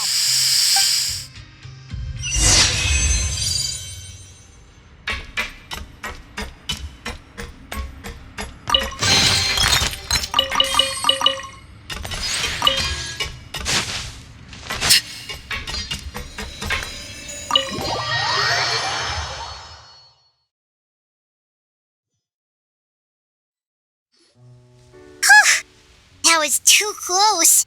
That button is a real nasty piece of work. Oh, don't be too quick to sit down. Moving around a little will help relieve the soreness. Same goes for you, Traveler. Oh, but Paimon, you should be fine, right? Flying fast is pretty tiring too, actually. Anyway, that's not important right now. Paimon's still shocked to learn that there's a whole criminal operation going on behind that skincare lotion. Shame I ended up giving the improved version to Potten after finally making it for you. I'll make you some more, I promise. No, please don't. Paimon doesn't want to use that stuff anymore. Still, it was a pretty good job that Paimon wanted to buy some in the first place, huh? It ended up saving everyone's lives. That's gotta count for something. Yeah, Paimon was just kidding. Head nurse, I've done a final head count of our team and the criminals. Everyone's here and doing fine. We're ready to escort the fugitives back to the fortress of Meripede. It's a shame that we didn't find Rawat. At this point, I'm afraid he's probably deceased. What a horrible bunch. Especially that Potten guy. If he hadn't made good on that deal, we'd all be dead because of him. No, we wouldn't. I always keep a whole bunch of antidotes on me for emergencies, and one of them neutralizes that poison gas. We'd have been fine, even if you hadn't opened the gate. What? Then why did you give him the potion? If this is true, I must concur. Sorry to be blunt, but I think you made a bad decision by handing him that bottle. If he changes his appearance and flees Fontaine, it's unlikely that we'll ever find him. No matter how cooperative his accomplices are when we question. No, you don't understand. I gave him the potion precisely so we could be sure where he'll go next. What do you mean? We gotta hurry.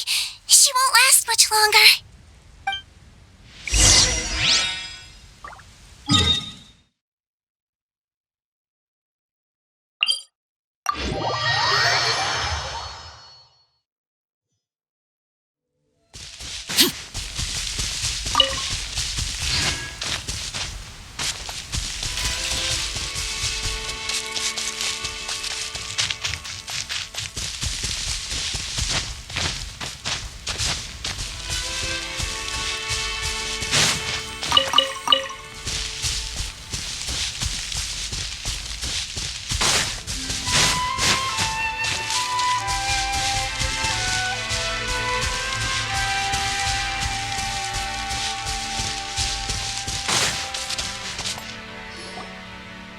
A muscle. I might be short, but I pack a mean punch. Captain, you're just in time. While I was lying in wait, I spotted this crook snooping around, trying to find a way in. So I detained him. Oh, his face. Are you Potten? So this is where you were heading, huh? What? This is how Potten looked before his face was marred. His current appearance matches the mugshot on his arrest warrant. I see. Wait, so what's going on? Wasn't the whole point of the potion to disguise himself and escape Fontaine? Why would he change back to his original face and run right into our trap? Enough of this nonsense. Let me in. You better pipe down. There's an old lady in there who's very sick.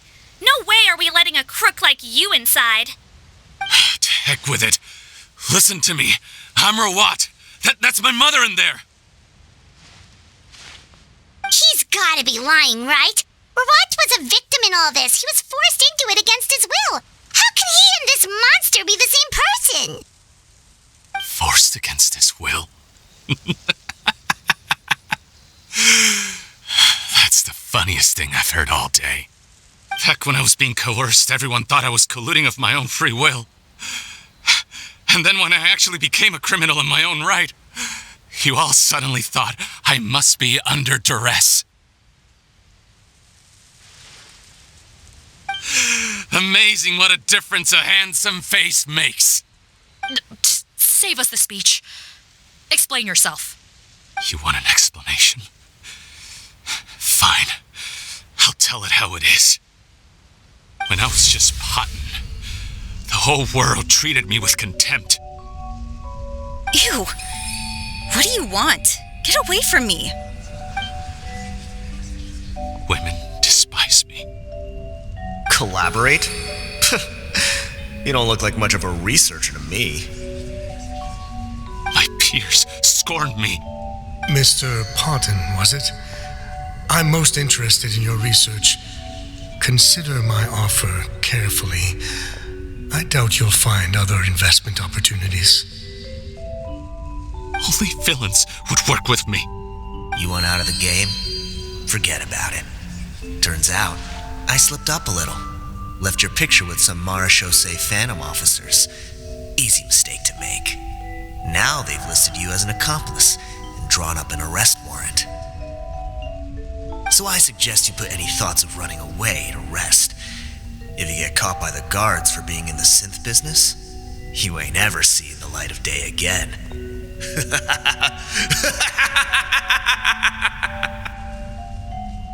There was no way out for me. Until I could stop being Potton. Mr. Rawat, I have something I'd like to tell you. I became popular with women. This new potion you developed is fascinating. Genius, in fact. Would you consider working with me? I'd be happy to sign a licensing agreement. My peers looked up to me. I'm very interested in your research, sir. You must no doubt have offers from countless investors. So far be it from me to ask for a full collaboration, per se. I merely wanted to express my interest. No pressure at all, naturally. And the villains even began to fear me. Becoming Rawat showed me what a superficial world we live in. But I did not hold a grudge. After all, this superficiality could be made to work in my favor. Or so I thought. But alas, the world seemed bent on finding a reason to make me despise it. Mother, I'm back. How are you doing? How are you? I bought the best medicine Mora could buy, but nothing would cure her illness. In the end, I hoped she'd at least be able to see her son one last time before she passed, but when everyone else rejected me, the only person who cared about me was my mother. Then, when I became a rising star in the Fontaine Research Institute, I was unrecognizable to her. I have to let her see me again. Even if it means donning my own wretched, ugly face. Well, is that enough explaining for you? Now do you understand? Let me inside already! Have you ever considered if you'll even be able to look your mother in the eyes after what you've done? You found a way to completely change your identity. You could easily have escaped from them. But no, you chose to keep working with them. Why would I want to give up on such a lucrative business? The profits were dozens of times that of the synth business, and it was all above board.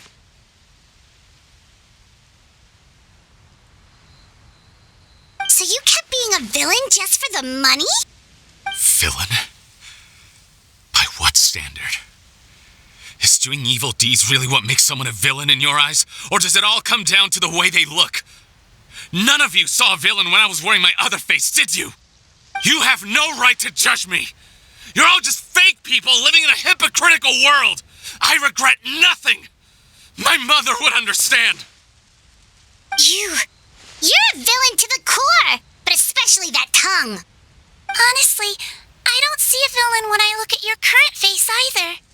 Don't humor me. You don't seem surprised by my confession in the least. How long have you known the truth? I didn't know anything for sure until you chose to take that potion bottle and spare our lives. But if you're asking when I started suspecting you, it was the first time you came to see me at the infirmary. I had to confirm my suspicions. That's why I chose to join this investigation. Are you kidding me? A young, promising researcher and a wretched criminal? What on earth gave you the idea that they could be one and the same person? Well, there were no visual clues. This potion's face-changing effects are very powerful. Even as a Melazine, I couldn't see through the disguise. But I believe I understand humanity a little better than most of my kind. Humans have certain fundamental qualities that do not change with their appearance. Fundamental qualities, huh? So you think you're the one who's seen through me, do you? Most people probably don't know this, but I think I can guess what your deal is. Melazine constitutions are very close to that of water, so it stands to reason that the potion should work on them too. You used it yourself, didn't you? That's why you have a human appearance. SigeWinne? Yes, you're right.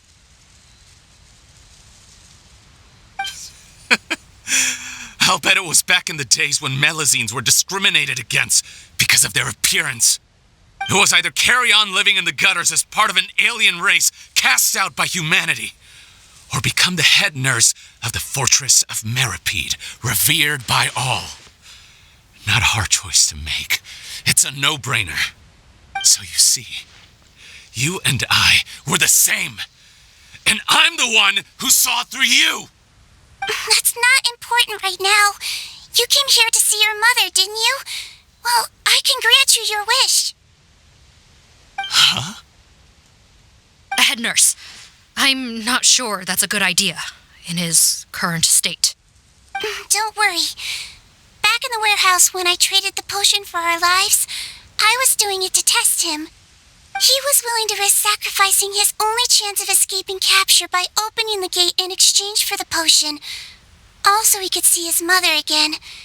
If nothing else, his concern for his mother is genuine. I see. So before you arrest him, please allow him to see his mother one last time. The Traveler and I will accompany him. You have nothing to worry about. All right. I understand.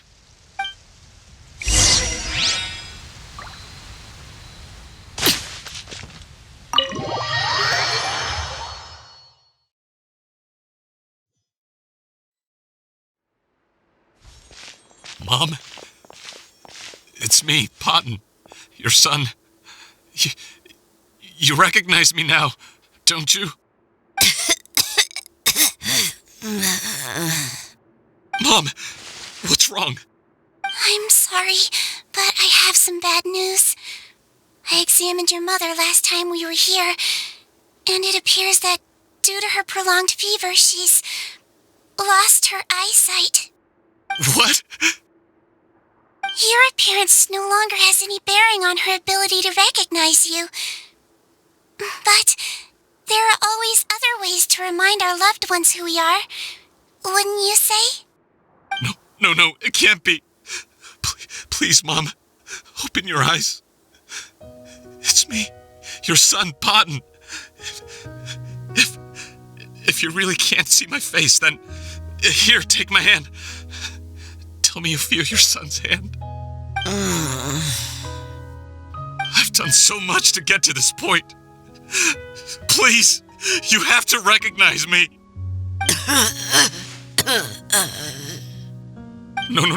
No. The temperature of his palm must have changed. I'm sorry. It seems I couldn't bring him back to you after all.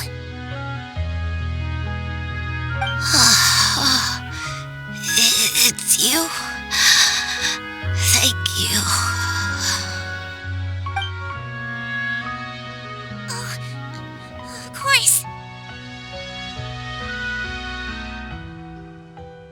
Mom! Why will you answer her and not me? Why? Why? No more questions, Potton. She's gone. Mom? Mom? I'm sorry to say this, Potton, but you and I are not the same.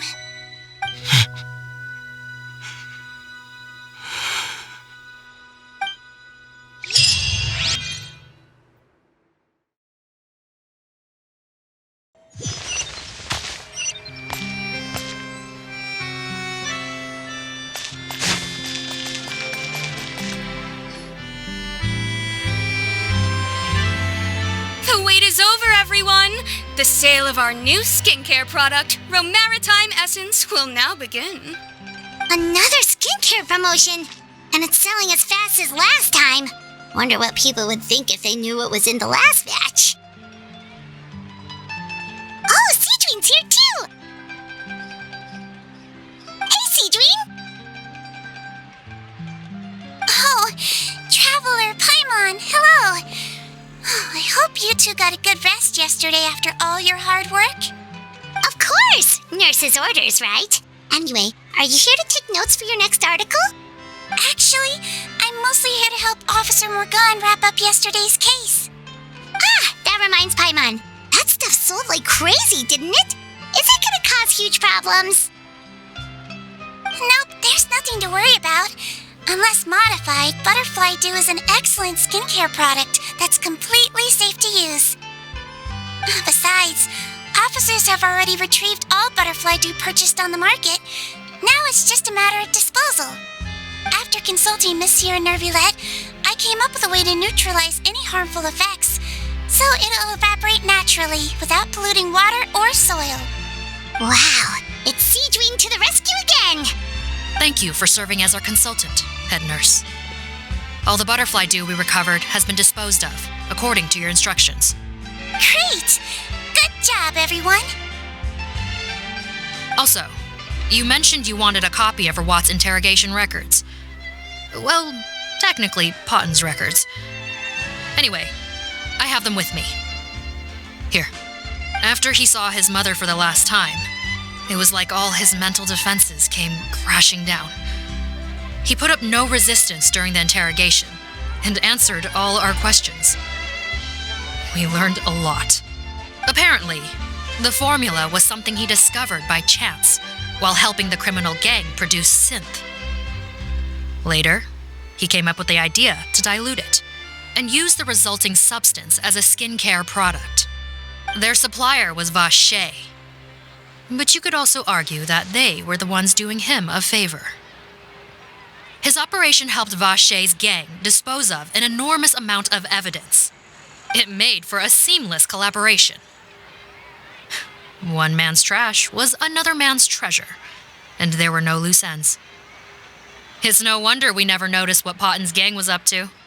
Vache again, huh? Is there still no end to the harm he caused? Make no mistake, the crimes of Vache and his accomplices will come to an end. It's only a matter of time. Since the flood cut off their supply of primordial seawater, they've been forced to resort to riskier methods, like using their private reserve to attack people on the street. Naturally, those attempts all ended in failure. After receiving numerous reports, we were able to zero in on the gang and eventually round them up. That sounds more like it. Based on what he told us in his confession, we pretty much had him backed into a corner, even though he made a point of distancing himself from the gang while disguised as Rawat. He tried to throw us off his tail by reporting his accomplices, giving him enough time to transform back into Potton and see his mother one last time. But there was one thing he hadn't anticipated. Even though Potton had been missing for a long time, we were very much still on the lookout for him. So the moment he appeared in public after changing back to his original appearance, we caught him. So he tried this once before, huh? Guess he really did want his mother to see him again. But in the end...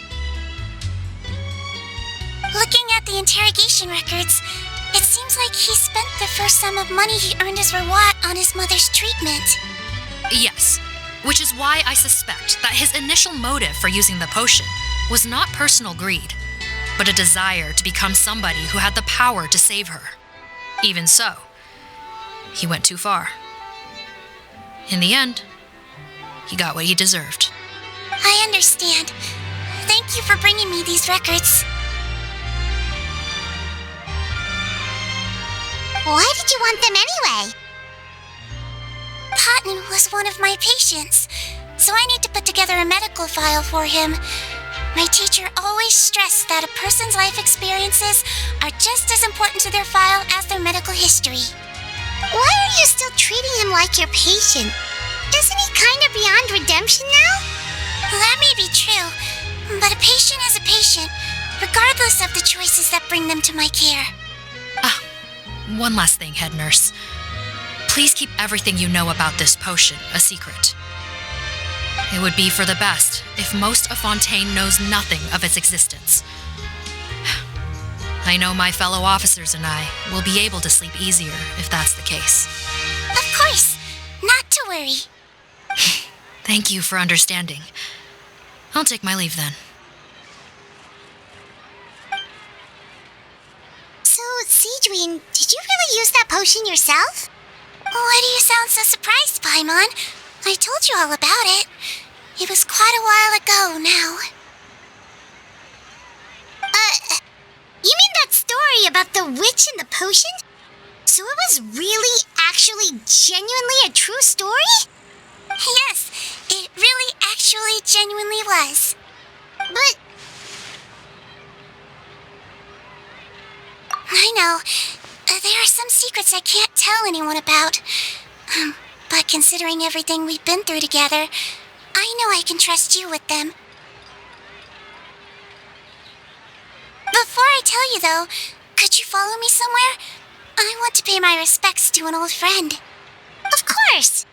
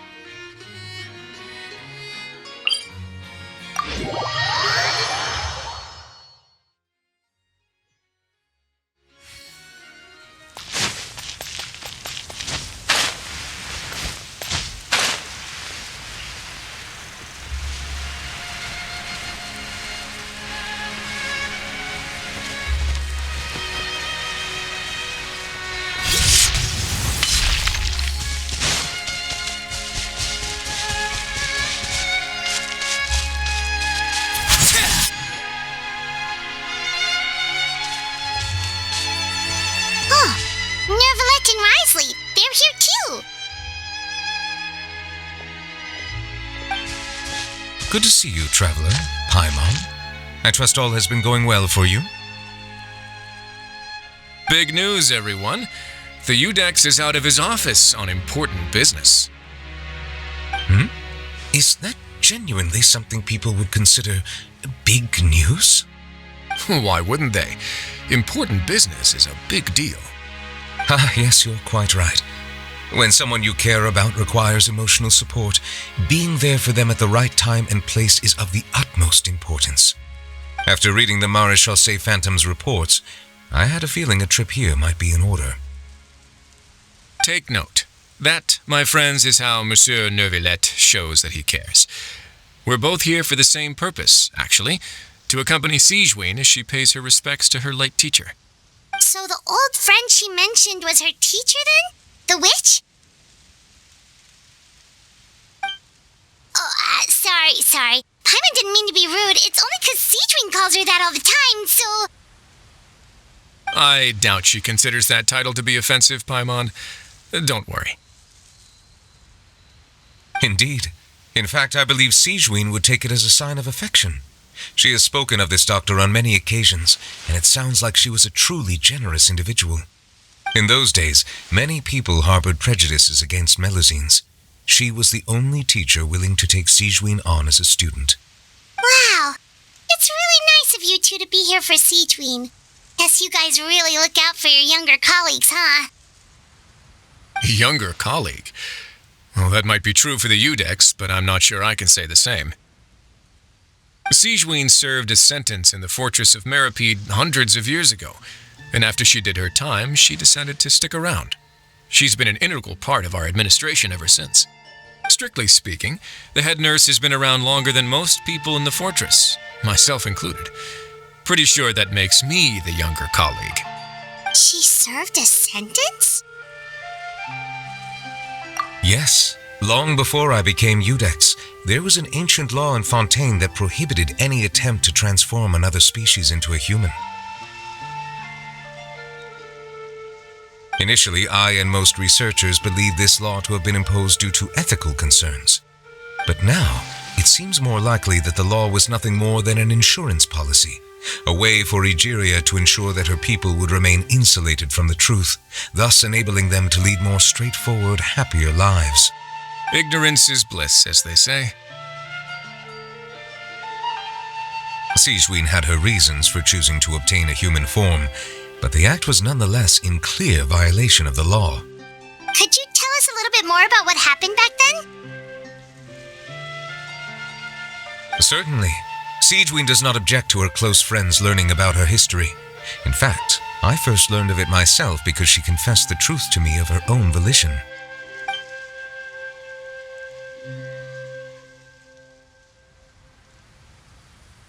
Even with their daughter so ill, they kicked you out?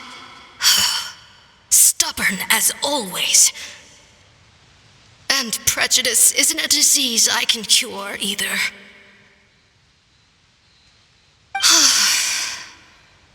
Shame that I don't have the energy to get over there.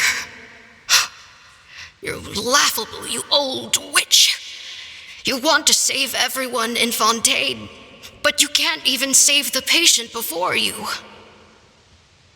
Master, what are you?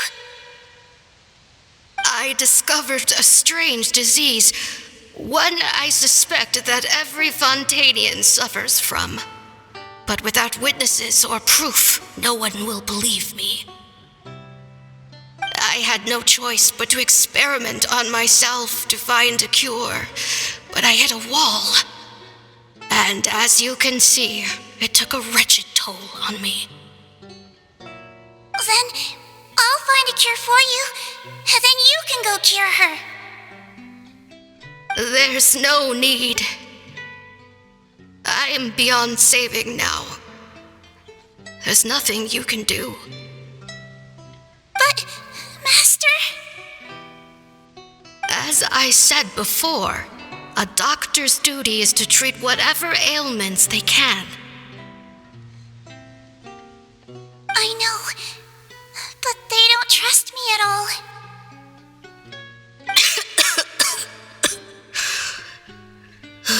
That girl. She's your first ever patient, isn't she? Tell me, what cost are you willing to bear to see her cured? I'll do whatever it takes.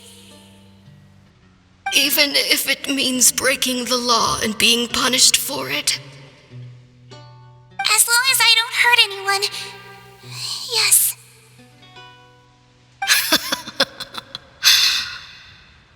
Spoken like a true student of mine. Then I shall make one more final gamble and see my experiment through to its end. Leave me for now and come back in 2 hours. If I am able to work this miracle, then I will have found a way to save all Fontainians, and I shall be able to help you treat that girl. If not, then it means there is one more disease in this world that I cannot treat. In that case, do not come looking for me. I will leave you a parting gift. An accidental discovery happened upon through my study of this strange disease. It has little use, but it will at least help you cure this one patient you can reach.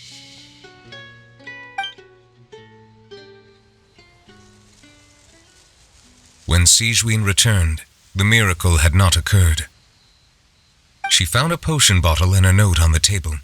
After using the potion as instructed, she gained her current form, breaking Fontaine's law in the process. And after I had confirmed the veracity of the events, I gave my verdict. So that's what happened. I fear SigeWinne only understood the full story after the truth about the dissolution of Fontainians was uncovered. When I reflected on all this with that knowledge in hand, I felt a deep sense of regret. As I use the law to uphold justice, there are times when I cannot help but acknowledge its ruthlessness. After the final details of the events surrounding SigeWinne's transformation came to light, I checked several sources and, thankfully, the legal code does not require SigeWinne to shoulder any additional punishment. Wonder how she feels about all this. Since she invited you here, I imagine she intends to speak of these matters with you, no?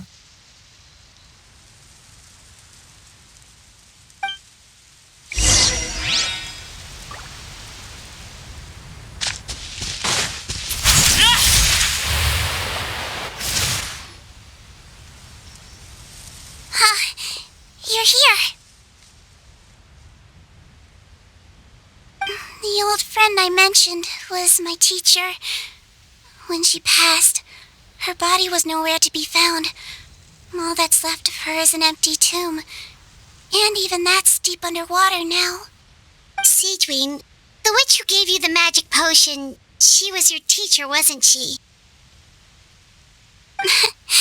Sounds like Monsieur Neuvillette filled you in. After learning the truth, it must have been hard to process, huh? Well, to be honest, after I realized what really happened that night, my first thought was that it kind of made sense. It seemed exactly like the sort of thing she would do. But she was planning to sacrifice herself and never told you. That's just who she was. If lying is what it took to get a kid to take their medicine, then that's what she'd do. All right, but why did you turn yourself in? I broke the law, simple as that. My teacher made her choice, and I made mine. True. It's just the way Patton framed it when he was asking you all those questions, it made Paimon really mad. You're not like him at all, and everything Neuvillette said confirms that. And yet, you were still convicted and thrown in prison. It just feels so unfair. Unfair? I happen to think just the opposite. If I hadn't served that time, I'm not sure I would have been able to stay strong when he was questioning me. Well, what makes you say that?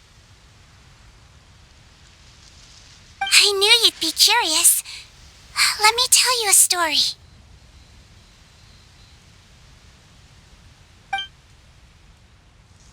The verdict came down. This Melusine is guilty. The Iudex defended the authority of Fontaine law, but he did not confiscate the Melusine's medical kit. And so, the fortress of Meripede gained a new little doctor. She still wore her hood and raincoat, even though it never rained in the fortress. Perhaps thanks to her human appearance, no one refused her treatment. She treated more and more patients, and her sentence grew ever shorter. Finally, the people of the fortress could not live without her, and though her sentence ended, she did not leave them either.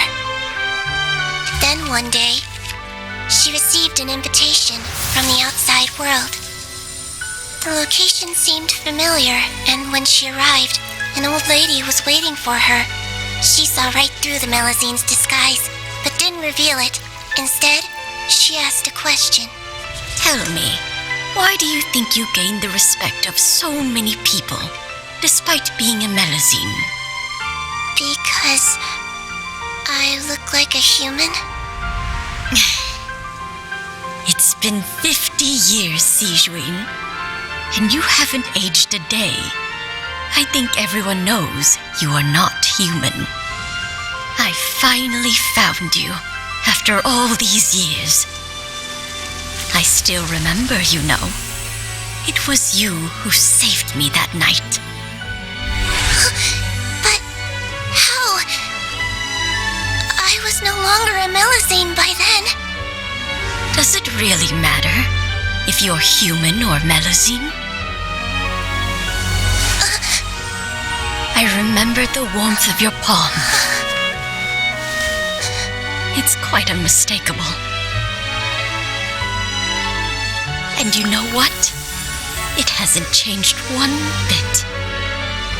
You don't have to hide anymore, SigeWinne. These days, everyone wants to make friends with Melusines. And I think that it's all because of you. I'm sorry I couldn't say this until now, but thank you, Dr. Melusine. Now that's an ending Paimon can get behind. After hearing everything Potten said, I wanted to tell him that it didn't matter who he looked like on the outside. But it was too late. The warmth in his palm had already disappeared. I tried to treat him, but the roots of his problem had nothing to do with his face.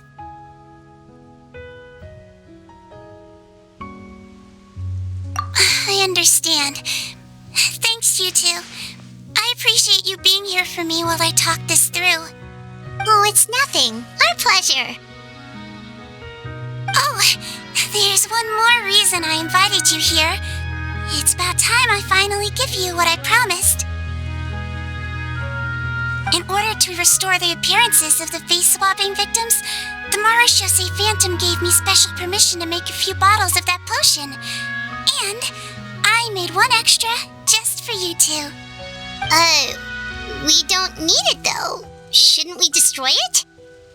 Well, even if you chose to destroy it, I still thought I should give it to you first. You two did so much for me. How could I break my promise? Well, fair enough, but anyway, Paimon's definitely not interested in this stuff anymore. Still, if this is the very last bottle in all of Teyvat, getting rid of it would feel like kind of a waste.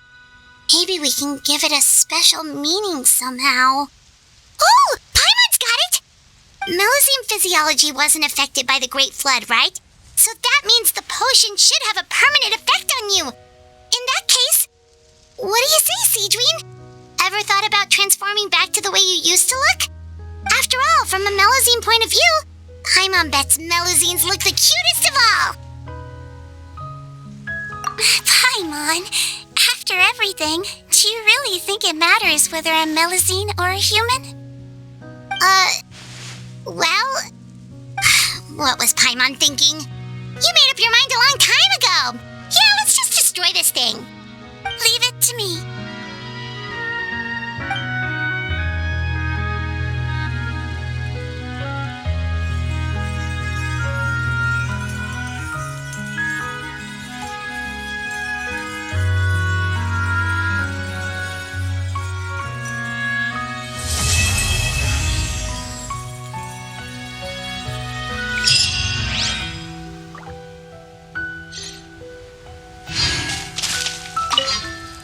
I'd like to stay here with my teacher for a little longer.